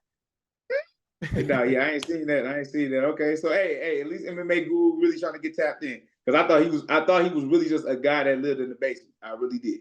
Yeah, he might still be. I don't know, but all right. So I want to talk about a couple other things, which is let's go into who you want to fight next and UFC St. Louis. I think that's the biggest thing. There's a lot of stuff picking up on it. You got DC and Chael, they're all in. People are saying too, like, hey, we don't even need Derek Lewis as the main event. Like, they're not going to go 5 rounds. What's the point? Derek Lewis don't want to go 5 rounds. So they're like, give it to Buckley. Fuck out of here. Yeah, so like, I think I'd be doing Derek Lewis a fucking favor, man, doing 3 rounds co-main event. But regardless, though, who do I want to fight? It's like, I can answer that, but it's a lot more difficult than that, right? I want to fight Gilbert, but obviously we already know that he got knocked out by who? JDM, right? He's not going to be cleared for May 11th. There's no way that's going to happen, right, by the commission. So Gilbert is already out, period. So when you say, all right, what makes sense, right, I think Neil Magny makes great sense to me right now. I don't know why, but they put him above me. Like we tied for the same ranking. I don't even know what that means, but I'm like, shit. If anything, let's make that happen then. Neil had a great win over Matt Mallet, whatever his name is, and Mike Malott. thank you. Yeah. And he didn't take bad damage in that fight. It was a while ago too, so it's plenty enough time for Neil Magny to get ready and what I'm saying, and score up in St. Louis. So I'm thinking about Neil Magny, bro. Yeah. Okay. Neil Magny is a good one. He's also kind of a guy who takes fights on short notice, right? So he doesn't need a full training camp like some other guys. Exactly. I was thinking Neil Magny's probably the most logical. I was also thinking Kevin Holland, and but you don't want that one.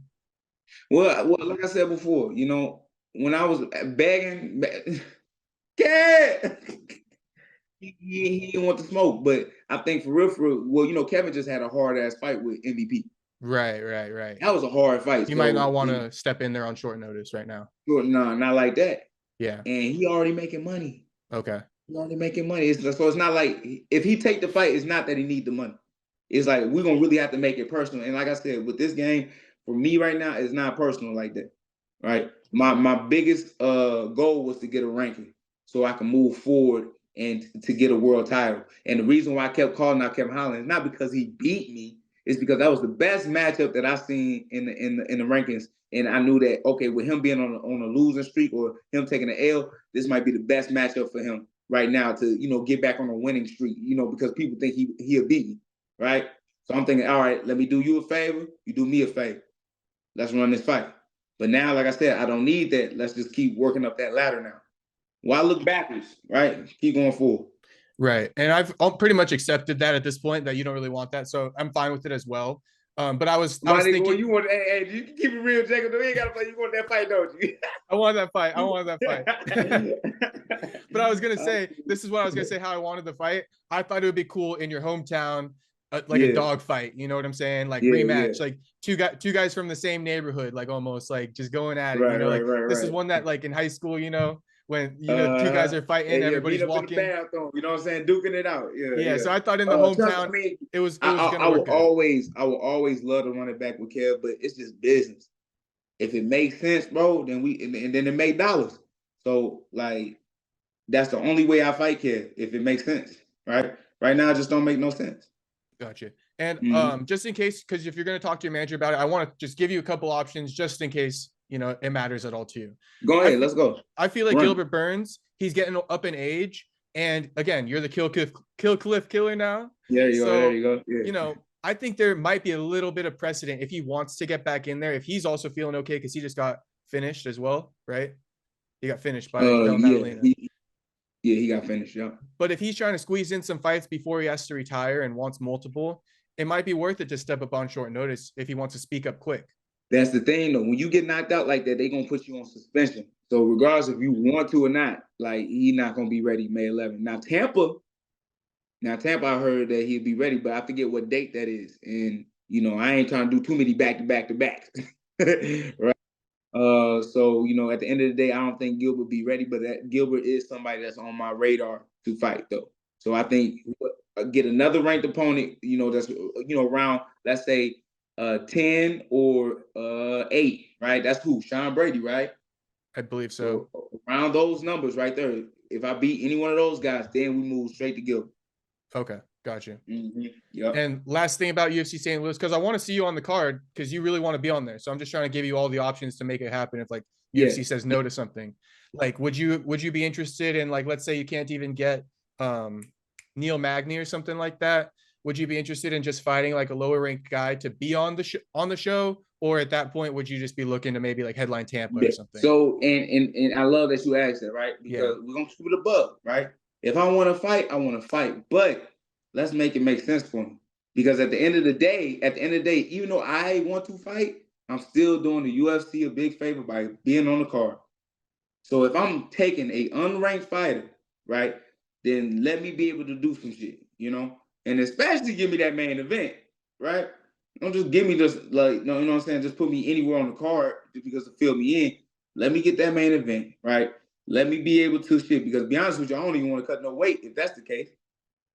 let's make it a catch weight. Like, you know, because I just be training now. Now I ain't got to focus on cutting that weight down and all this other stuff. So there's some things I would want if I get an unranked opponent, but I will still be willing to do that if the UFC is willing to, you know, share with some things I want to as well. They just got to do what I ask. That's all. Okay, that's dope.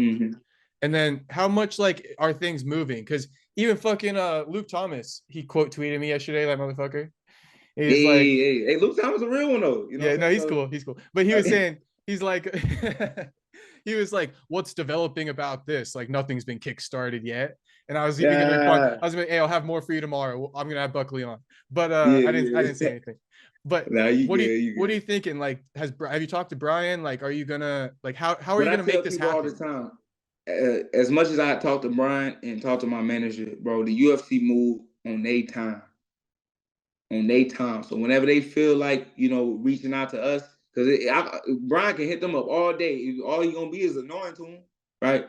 So we just gotta wait. The UFC has not came back with anything, but yet again, that don't stop me from working. That don't stop me from grinding. That don't stop me from, you know, just for the sake of just hopefully being on the card, being prepared and ready, right? But with that being said, if you feel like you can hit me up last minute, I'm just gonna take anything without nothing in return. Oh y'all playing. So the price is going up. I'm going on some. I'm going on some, right? They call you right now. It's the cheapest it'll get. Pretty much. Yeah. So it's gonna get more expensive as time goes on. Give my boy a call, man. Give my boy a call. I was pissed, man, when that one came up and like Derek Lewis was announced like the week that you're fighting. What'd you think of that? Were you a little bit bummed? And not necessarily bummed because I really do believe I could take his spot. Like people just think I be talking. I am crazy. Like they got a crazy one for real. So I really do believe that I could take Derek Lewis' spot. So like I said, only time gonna tell. But like I said, bro, that number keep increasing by the day. Right. So okay, got you. And I think I only got like 2 more topics to go off of. No, you good, bro. Okay, for sure. I was gonna ask you about, you're talking about relocating and all this stuff, so I gotta get to like, I gotta know all the details. Is Joaquin gonna help you out in St. Louis? Are you gonna be in St. Louis training for your next fight? So St. Louis is for this one, right?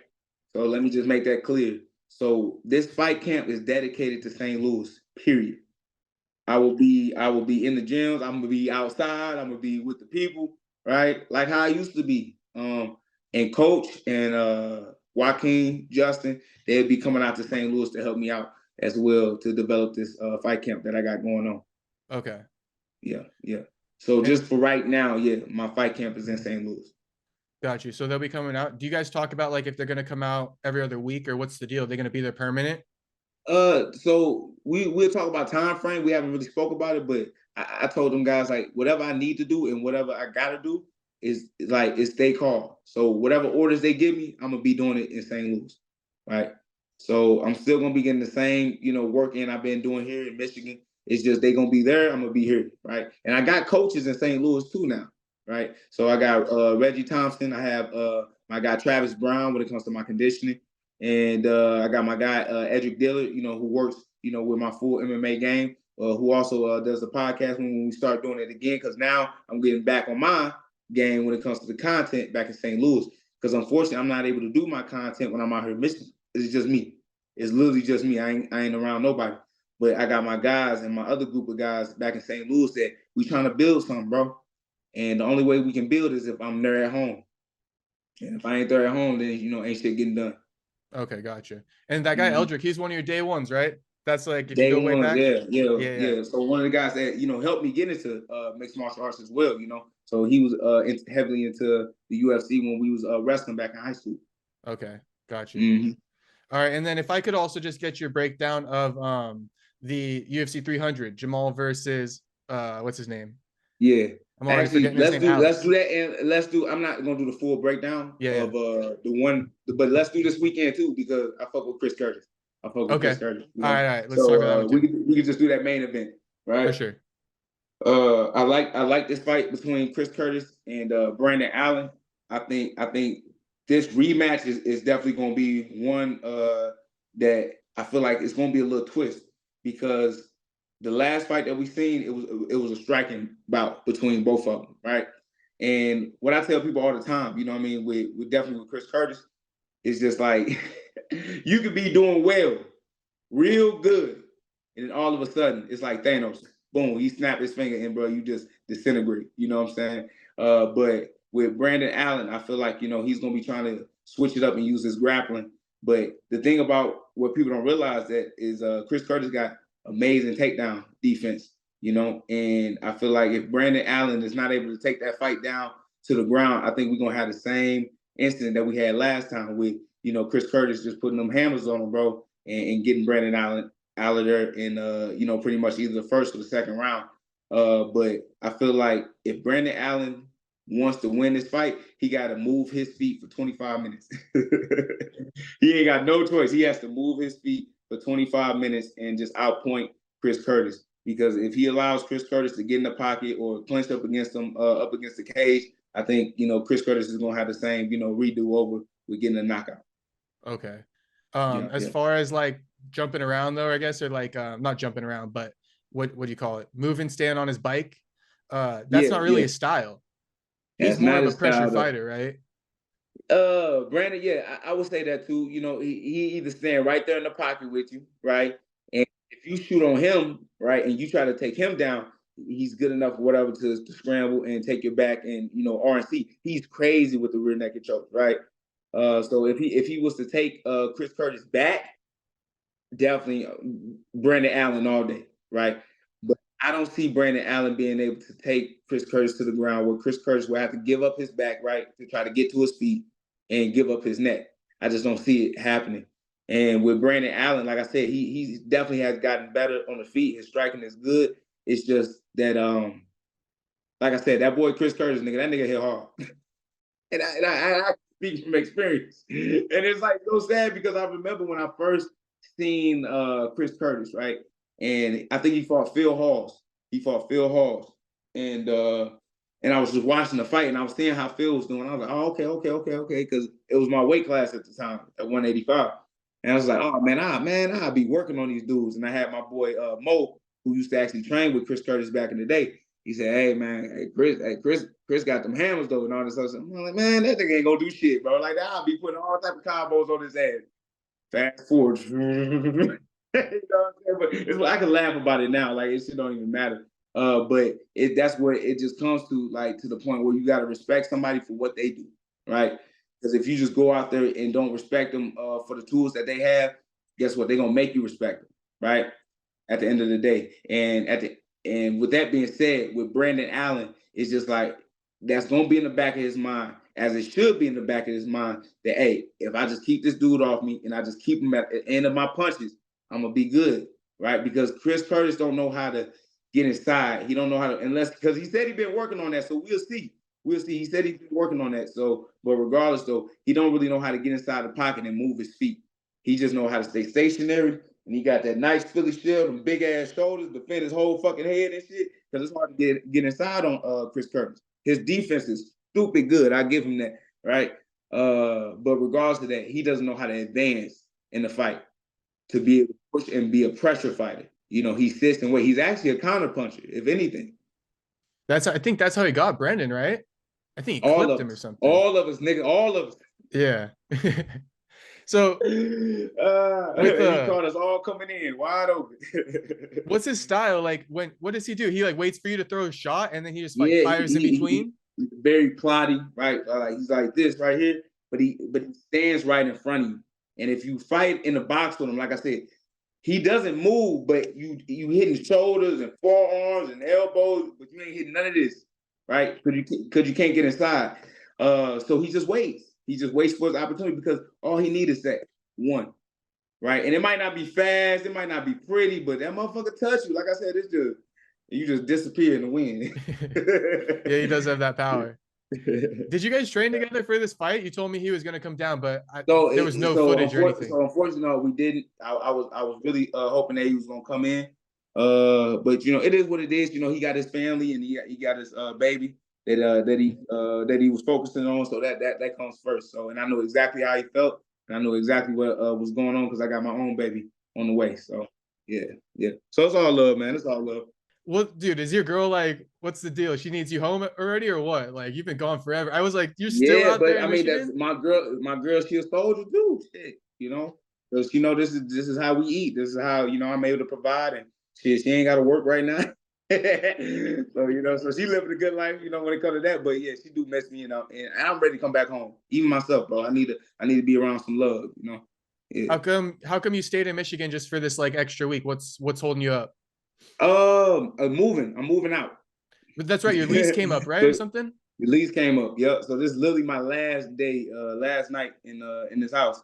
Oh, no And way. so yep. So I just been moving a bunch of, dresses and TVs, giving away a bunch of clothes. I didn't know I had so many goddamn clothes, bro. Like I got so much shit that I haven't even worn, just like a bin full of stuff. So I just gave all that shit away to Goodwill. Yeah. So you didn't have to stay in the RV for this fight camp. The lease is ending No, today. not this time, but I do plan on staying in the next one. Yeah. Okay. So not St. Louis one, but after St. Louis, I'm definitely gonna be using this RV for sure. Parked next to the gym or something like that. Yeah. So we actually got a camper, a RV camper that's actually not that far from where I'm at right now. That's like literally a mile down the road, and that's exactly where I'm gonna have my RV when I get done. Okay, for sure. Yeah. All right, that should be fun. Probably like a little different to get used to, but and I tell people, people like, man, that's like an odd thing, but my thing is, it's about making yourself uncomfortable. It's something I never done before, and I feel like I can't help but yet again just focus on what I'm doing. If I'm staying in this one little RV, and then I'm gonna have my family with me too, and that's gonna be hard as well. But regardless, though, it just allows us to be together in one place and allows me to focus on what's important, and that's training. That's training. You can't be too comfortable in the RV. Right. And by the way, before I ask you about the Jamahal Hill fight, the 3 training sessions a day, what do you do? Like you do boxing in the morning or something? Boy, that's a lot, boy. You got me a full schedule. Well, like in the So morning, the 3. Or not the yeah, 3. I know. I know, but it's a lot that goes on throughout the day. Oh, got you. So, but regardless, so in the morning, I always do a calisthenic workout every single time. So I might mix it up a little bit, but there's one routine that I do where I hit 100 push-ups. I do 200 squats, and I do 250 crunches, and I do 50 pull-ups, whatever. And that's just my one set, whatever. But that's what I do in the morning every single time. At home. Right. At home, yeah. Okay. As soon as I get up, right. And that's my thing. And regardless of that, though, after that, I have noon practice, which is all my conditioning work with Justin Hardy. He does all my conditioning, so he might change it up from where we doing weighted workouts or we doing sprints, and we working just pure, just explosiveness. And I really feel like that's really what's kind of separated me from a lot of other guys, is because they don't mix them up. They just do one, right? They either just on that bench all the day, you know what I'm saying, trying to push as much weight as possible, or person thinking they doing a marathon running. Like we do all of it, right? To stay explosive, but also to get the cardio and the conditioning. So I allow to keep my power over time, right? So that's how we train. And then of course I have my late night practices with coach at 7 p.m. So I got the morning little workouts that I do, just with myself, calisthenic work. 12 p.m. I got my boy Justin Hardy, and then I got that late night work with Coach Joaquin. Yeah, and then we just MMA shit. Yep. Got you. And so I was gonna ask that. It's usually just like all MMA shit and like just drills and stuff like that. So yeah, but different days is all different. So Monday, right, is essentially a striking day. It's a mid work, so we work in combinations with each other. So we either doing a boxing combination, kickboxing combination, but it's just stand up. Tuesday is a grappling day, still sticking towards, the MMA training. It's all wrestling, either up against the cage, working from the mat down on the ground to get up, or working somebody getting off your back. The next day, Wednesday, is that good day. Boom, boom, boom, sparring, lighting the nigga up, right?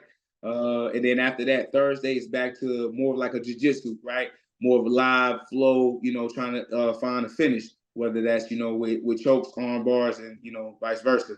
And then Friday is more of a freestyle, really speaking about, like what fights is coming up and, how people should win. So we really be bullshitting on Friday, but we still work, right? Just little like stuff you think about. Just little light stuff, but we really using this over everything, right? We're speaking about what we need to work on, or like where we're struggling at and stuff like that. Saturday is, you know, if you do what you want to do, but I work out. I still work out. So it's not like where I'm working out routine like 10 a.m., 12, or late night. I'm just doing my own thing on Saturday. Sunday is a godly day, regardless of religion or not. It's a godly day. Rest day, rest day. Yeah. Okay, gotcha. All right, that's dope. I like how all that fucking how they do it. That sounds like a good strategy, especially with Friday being like open about what you need to work on and shit like that. That way, like Coach Joaquin knows what you're like, what your mind, where your mind's at, right? What to help you with next week. Yeah. Well, a lot of guys, they forget, you know, at the end of the day, we got to be students of this game. And a lot of guys, when they do it, they don't know why they doing it, unfortunately, right? Like they know how to do it, or, you know, they know the name of it, but they don't know the reasons of why this move is, you know, why you should do it here and not, you know, off your back. All right. So let's say, give a perfect example. Matter of fact, shit, I can give one with me and Chris Curtis where I learned, like, you can't kick on the bladed side. Right, I kicked on the wrong side. I should have kicked where my lead foot was, right, where he doesn't have any weapons. And if he does have a weapon, I can still kick that same side where he can't shoot that hand because he has to block. That makes sense, right? So it's like certain weapons that you got to learn. Like, okay, I'm able to use this at this time, but not at this time. But a lot of guys, they don't even have the actual, let's say, the mindset to be like, okay, why are we doing the things that we do? They don't even ask their coach. And that's fine. You a soldier. Like, you just doing what your coach tells you, but like, literally, like, why? Why are we doing this? Like, what is this development? Like, what is the purpose behind everything that I'm doing? And that's where the Fridays come in, right?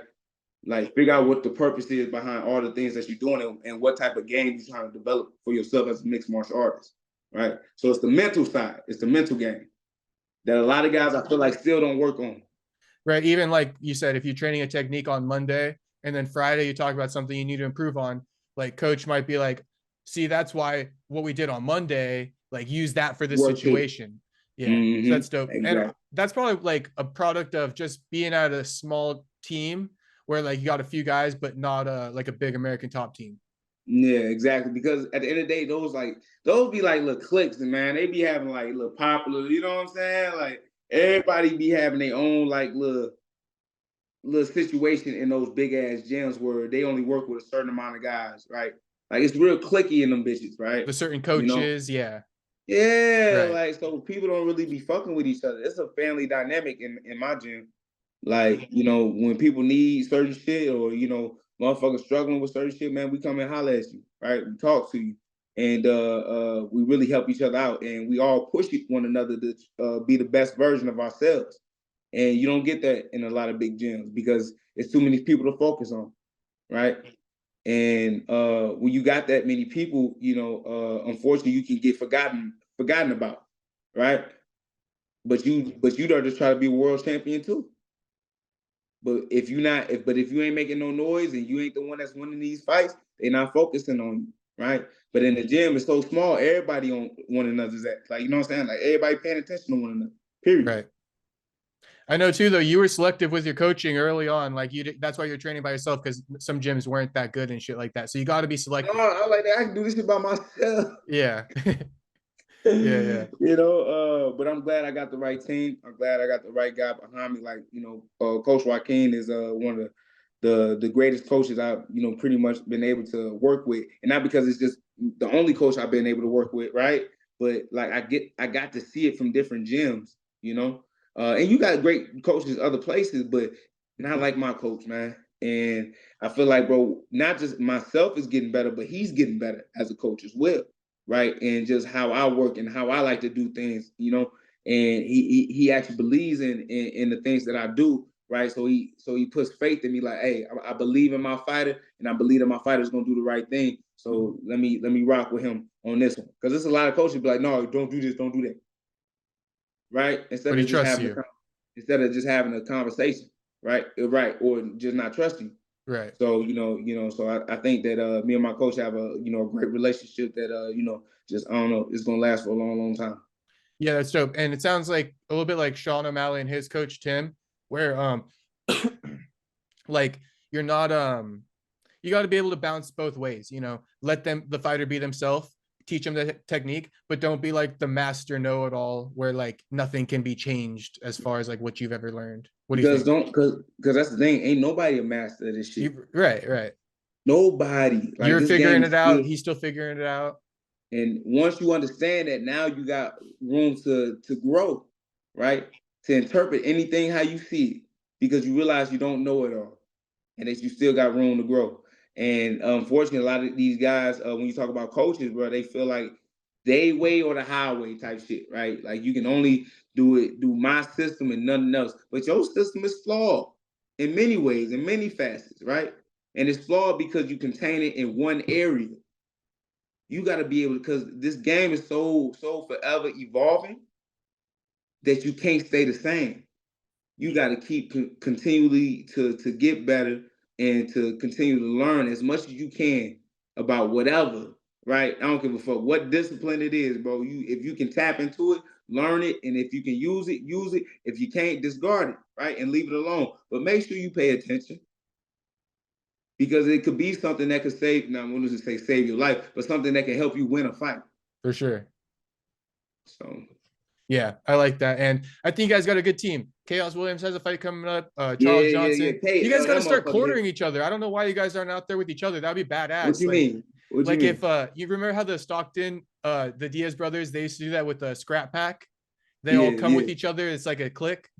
Yeah. Oh, I got. Well, that's the UFC. We can't do that with. You know. Can't get all you guys out there. Hell nah, nigga. That's gonna cost money. It would be dope though, you know, if they always see you in Charles's corner and shit. Yeah. But regardless, I think that would be lit. That would be lit if we could just all come as, you know what I'm saying, one big game, bro, and just be supportive of one another.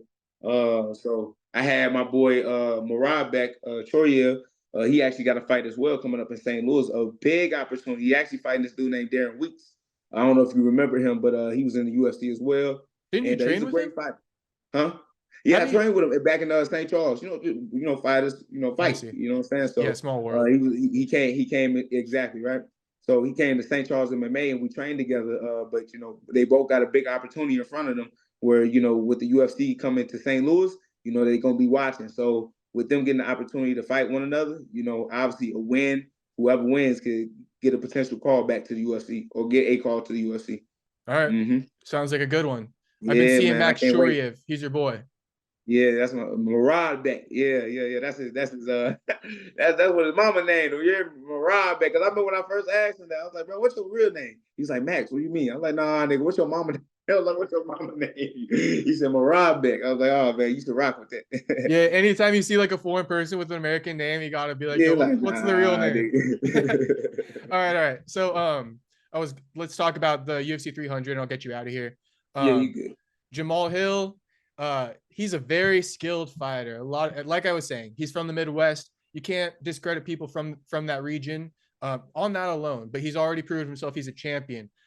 Alex Pereira, on the other hand, is a very skilled striker, very scary individual, in my opinion. What are you thinking about it? Like skill for skill, mentality wise, they're both from, you got a guy from, the gutter, right? Jamal's from a bad area as well. And then you got Pereira from the favelas, they both got that mental. Hoods, so different hoods. Yeah, different hoods.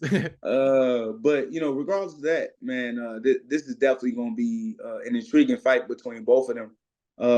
The style that Jamahal brings, bro, is just the pressure, right? The pressure that he's able to keep on guys and the distance awareness that Jamahal has is pretty beautiful as well. I don't think a lot of people really admire what Jamahal is able to do, with his striking. But obviously, like you said, with Alex Pereira, he's a threat for a reason because he's been kickboxing for so long at the highest level. And we didn't see the knockouts that he's been able to deliver, even against, arguably one of the best middleweights of all time in Israel Adesanya. But in my humble opinion, not just being biased or nothing, but I really feel like Jamahal can touch Alex Pereira's chin and put him out.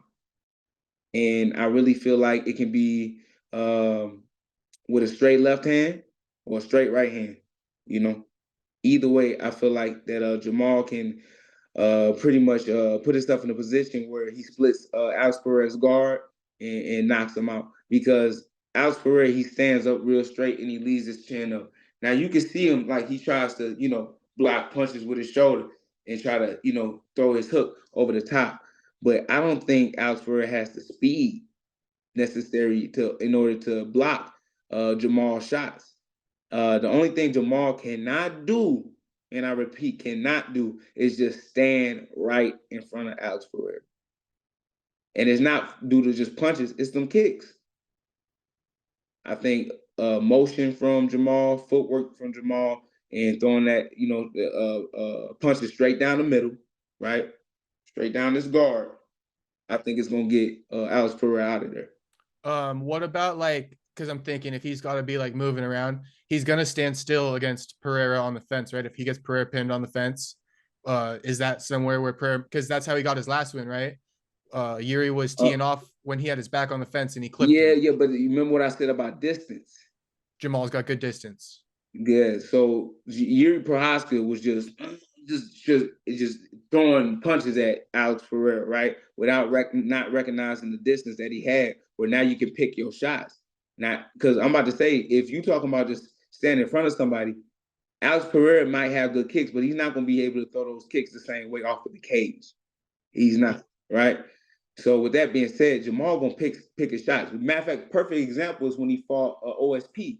Remember how he did OSP up against the cage, right? He picked the shots, and it was all from the end of his punches. Boom! It wasn't here trying to hook him. It was from the end of his punches, right? Turning all the way through. So I can see everything. I can see them leg kickers. I can see your hooks. And by the time you try to reach me, ooh, you miss. Boom! Right. Oh yeah.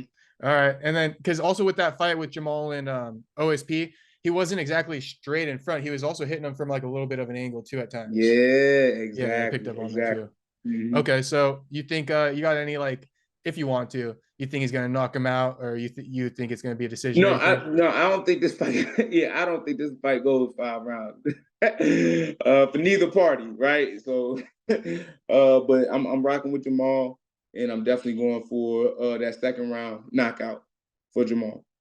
Because Jamal's like, I plan on standing up and knocking his ass out, basically. And I believe him, right? For me, I'd be like, Jamal, you know what I mean? Try to wear down on him, but I know that where he's from and his mentality, when he say he want to do something, that's exactly what he's gonna do. And guess what? The reason why I believe him, because I'm part of that same field, right? And I know we cut from the same cloth. So when he says that, I know he means that. So I believe him. Right. That's why, when people are wondering sometimes about Jamal and shit, where his skills come from, you gotta look at other things like his environment, where he comes from, because all that plays a factor. That's why I bring it up about being from the hood and shit like that. It matters, because when you come into the cage, it's almost a luxury versus sometimes other people don't look at it as a luxury. Being outside in the streets where you can get killed for doing what we do, right? Where there ain't no referee to stop or intervene in the fight. So you really got to make sure what you're doing it correctly. But besides all of that, it's just Jamal, he bought it. He's not fearful. He's not afraid. He took this fight not because he had no other choice. It's because he wanted to. He wanted his belt back. He wanted to get his belt back. And so I really feel like, with Jamal, he really finna show out in front of a lot of folks and really about to prove a lot of people wrong, because they haven't not let me leave that alone. Now say they, but there's been, certain incidents where you don't see Jamal in the promo. Right? It's been all Alex Pereira. All Alex Pereira. So everybody just been talking about Alex Pereira. So when Jamal go out there and knock him out, y'all gonna talk about him? They better, right? Exactly. He ain't going on Ariel though, I'll tell you that much. Yeah. Boy, we banning that nigga. Are you going back on or no? Hell no, I ain't going back on that bullshit. All right. Promise we'll end it on this one. Max Holloway, Justin Gaethje. This is a fucking great fight. This is one of my most highly anticipated fights.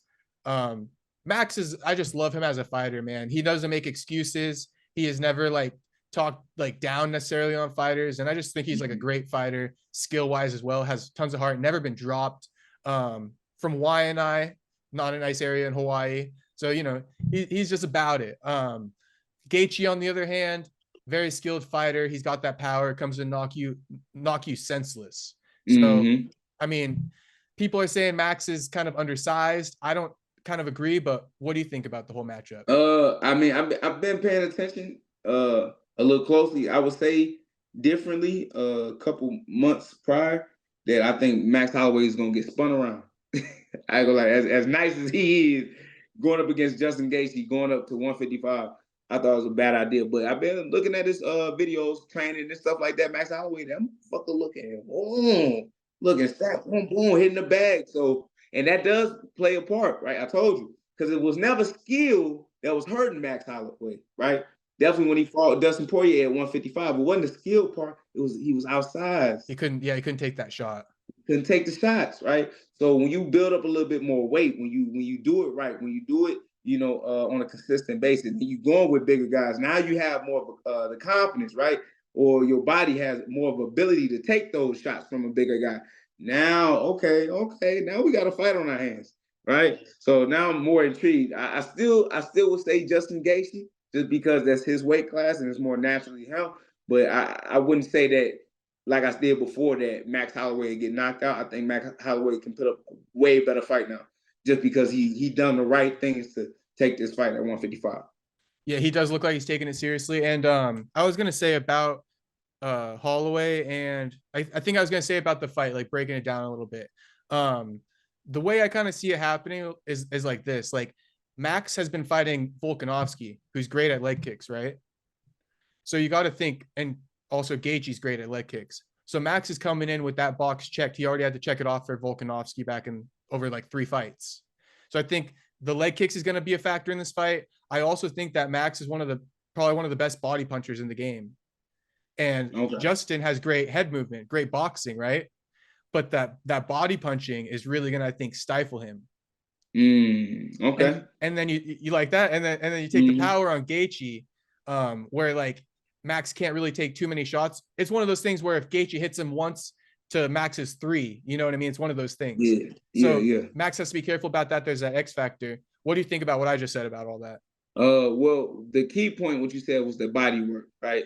And not saying Justin Gaethje gets tired, but you can, because he goes so hard, right? He go 100% to the max from the first round to the third round, and it does start to play a part. So if you can start to siphon that tank, that's what we call, right, touching the stomach and taking his gas away. I feel like that might help Max Holloway a lot. Now the leg kicks, on the other hand, even though they both throw leg kicks, the techniques are completely different between Alex Volkanovski and between Justin Gaethje. Justin Gaethje can throw leg kicks when y'all like this close. Right? And the technique of how he throw it, he doesn't throw it with his hands down, talking about Justin Gaethje. He covers and he bangs his kicks right into your fucking leg, right? So Max Holloway is definitely gonna have to try to, figure out how he's gonna defend his legs in those close quarters, right? Because he's touching that body. But I do like that you said that, because that will play a part in this fight too, if he's able to get Justin Gaethje just a little bit more tired, because he can end up knocking out Justin Gaethje.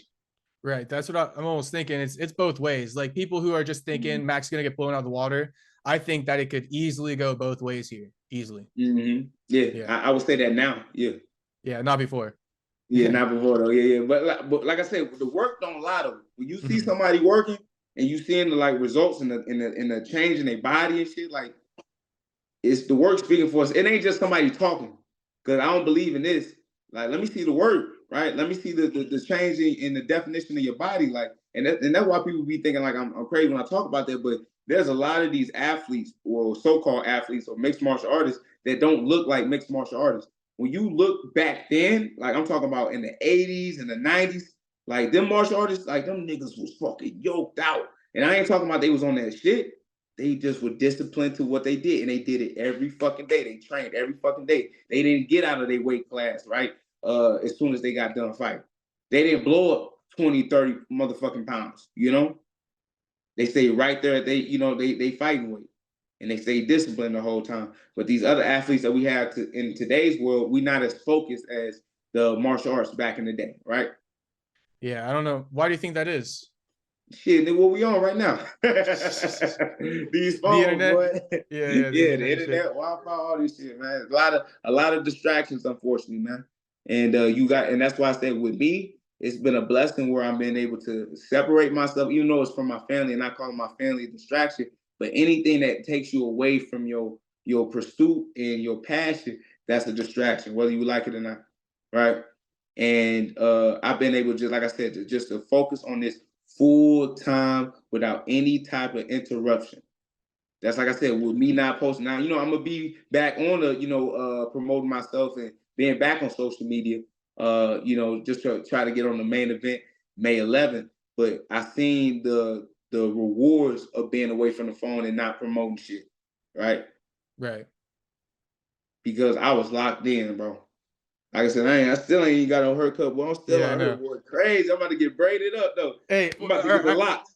I really tried to keep it down to the last one, but I'm sorry. Can I ask you like 3 quick ones, rapid fire? Just give me like a minute rapid fire. Let's go. All right, rapid fire. Number 1, I thought the hair looked sick. We'll just start with that at first. But like, how come it keeps looking different? Like, what do they do to make it like, you know what I'm trying to say, right? They're about to give you a little kosher shot. So first off, when I had my hair did up, right? So it's not like anything crazy. I got my shit picked out right now, and it's just looking like all over the place because I got this hat. Right. But I got this thing called a sponge where it helps curls up your hair, and it helps get me like them little knots that you had seen, in my fight. That looks sick. Yeah. So right now we just pad it up, bro. So okay, that's all. But that's funny as hell, though. I had to ask because at first I was like, "Yo, that shit looks sick." Like I see why he's growing it out because he's going for that look. But then I see people hating and stuff, and then they're like, "Get a haircut," and I'm like, "Oh, it must not be like the best or something like that." I don't know. All right. No, that's whatever. Hey, nigga, it's my hair. I can do what I want. I might make a little OnlyFans account. Like if motherfuckers keep asking me to get my haircut, I'm like, "Hey, send me a little something, bro." Yeah, you want to see it so me a bad. To get it cut. Okay, and then the girl who twerked. Did you ask her to go over there or what? What's the deal with that? No, they came in and did their own thing. It was more. Oh, really? Actually, y'all thought y'all seen. Y'all ain't even seen the whole video. Like it was like five, 6 girls that was twerking all at once. Okay. It's crazy. I ain't asked nobody to do nothing. I was just like, hey. And then you said your girl's a soldier. She seems pretty cool. Based off, I only saw that interview with Ariel when you first got your spinning kick. But what's it called? She doesn't care. She's chill with that, or she thinks you're funny. Oh, yeah. Like she knows you, right? I ain't fucking them hoes. Yeah. She knows you. She's probably going, man, he's out of his mind once again. Me and my girl been down since, bro, like I said, since we was babies ourselves. So little shit like that ain't got no effect in our relationship, Because I tell about the girls that be sliding up in my DMs and all this other shit, and like I said, it's about what you do, right? It's how you, react and shit like that. So at the end of the day, I feel like, my relationship with my girl, bro, it's gonna last for a long time and stand for a long time as long as we keep an open line of communication. Yes, sir. Keep telling her about the ladies trying to slide in your DMs. You'll be good. Yeah. Like, hey, can I bring one to the room? I'm just like, yeah.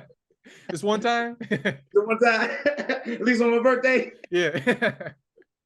All right, fam. Hey, I appreciate it, man. And I'll be looking out. Yeah. Hopefully you get that St. Louis fight. That'd be dope.